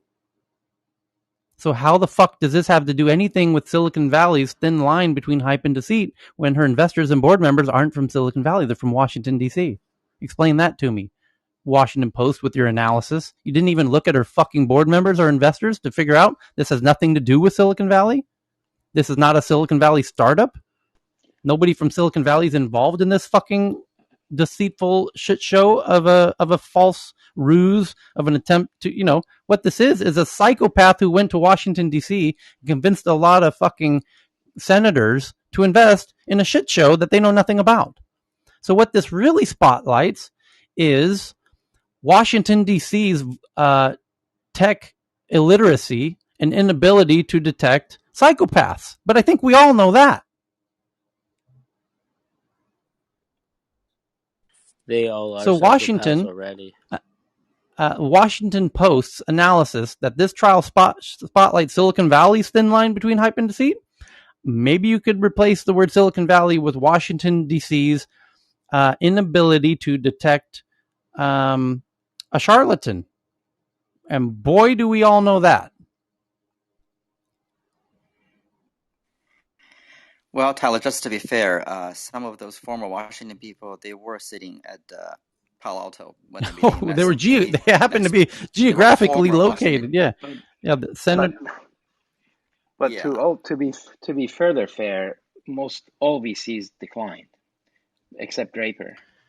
This really has very little to do with Silicon Valley, Theranos. It has a lot to do with Washington, D.C. Anyway, so I suggest their analysis go a little beyond. And Will Oramus, who wrote this article, I think if you actually looked into, actually invested and participated as the directors in the company and the board, you would find out this has very, very little to do with Silicon Valley and a whole lot to do with Washington, D.C. Well, on a related positive notes, she got married recently, and there's going to be a new movie coming out about her, played by Jennifer Lawrence. Stay tuned. So 911 calls after Hurricane Ida went unanswered in New Orleans due to antiquated technology. Many of the problems that sealed New Orleans' fate 16 years ago didn't arise with Ida, but communications remained the main issue. And Chelsea Manning is back and hacking again, only this time for Bitcoin-based privacy startup. Okay. And that gets us back to the Times of India is calling 2021 the year of unicorns. My goodness, is India super excited about the massive boom of unicorns they've been having in 2021. So we will pause there on that happy note. I will catch up to the 4 hours of tweets that we still have to get through, and we'll meet again in now 4.5 hours from now. So hopefully you can join us, and a big applause and thank you to everybody for another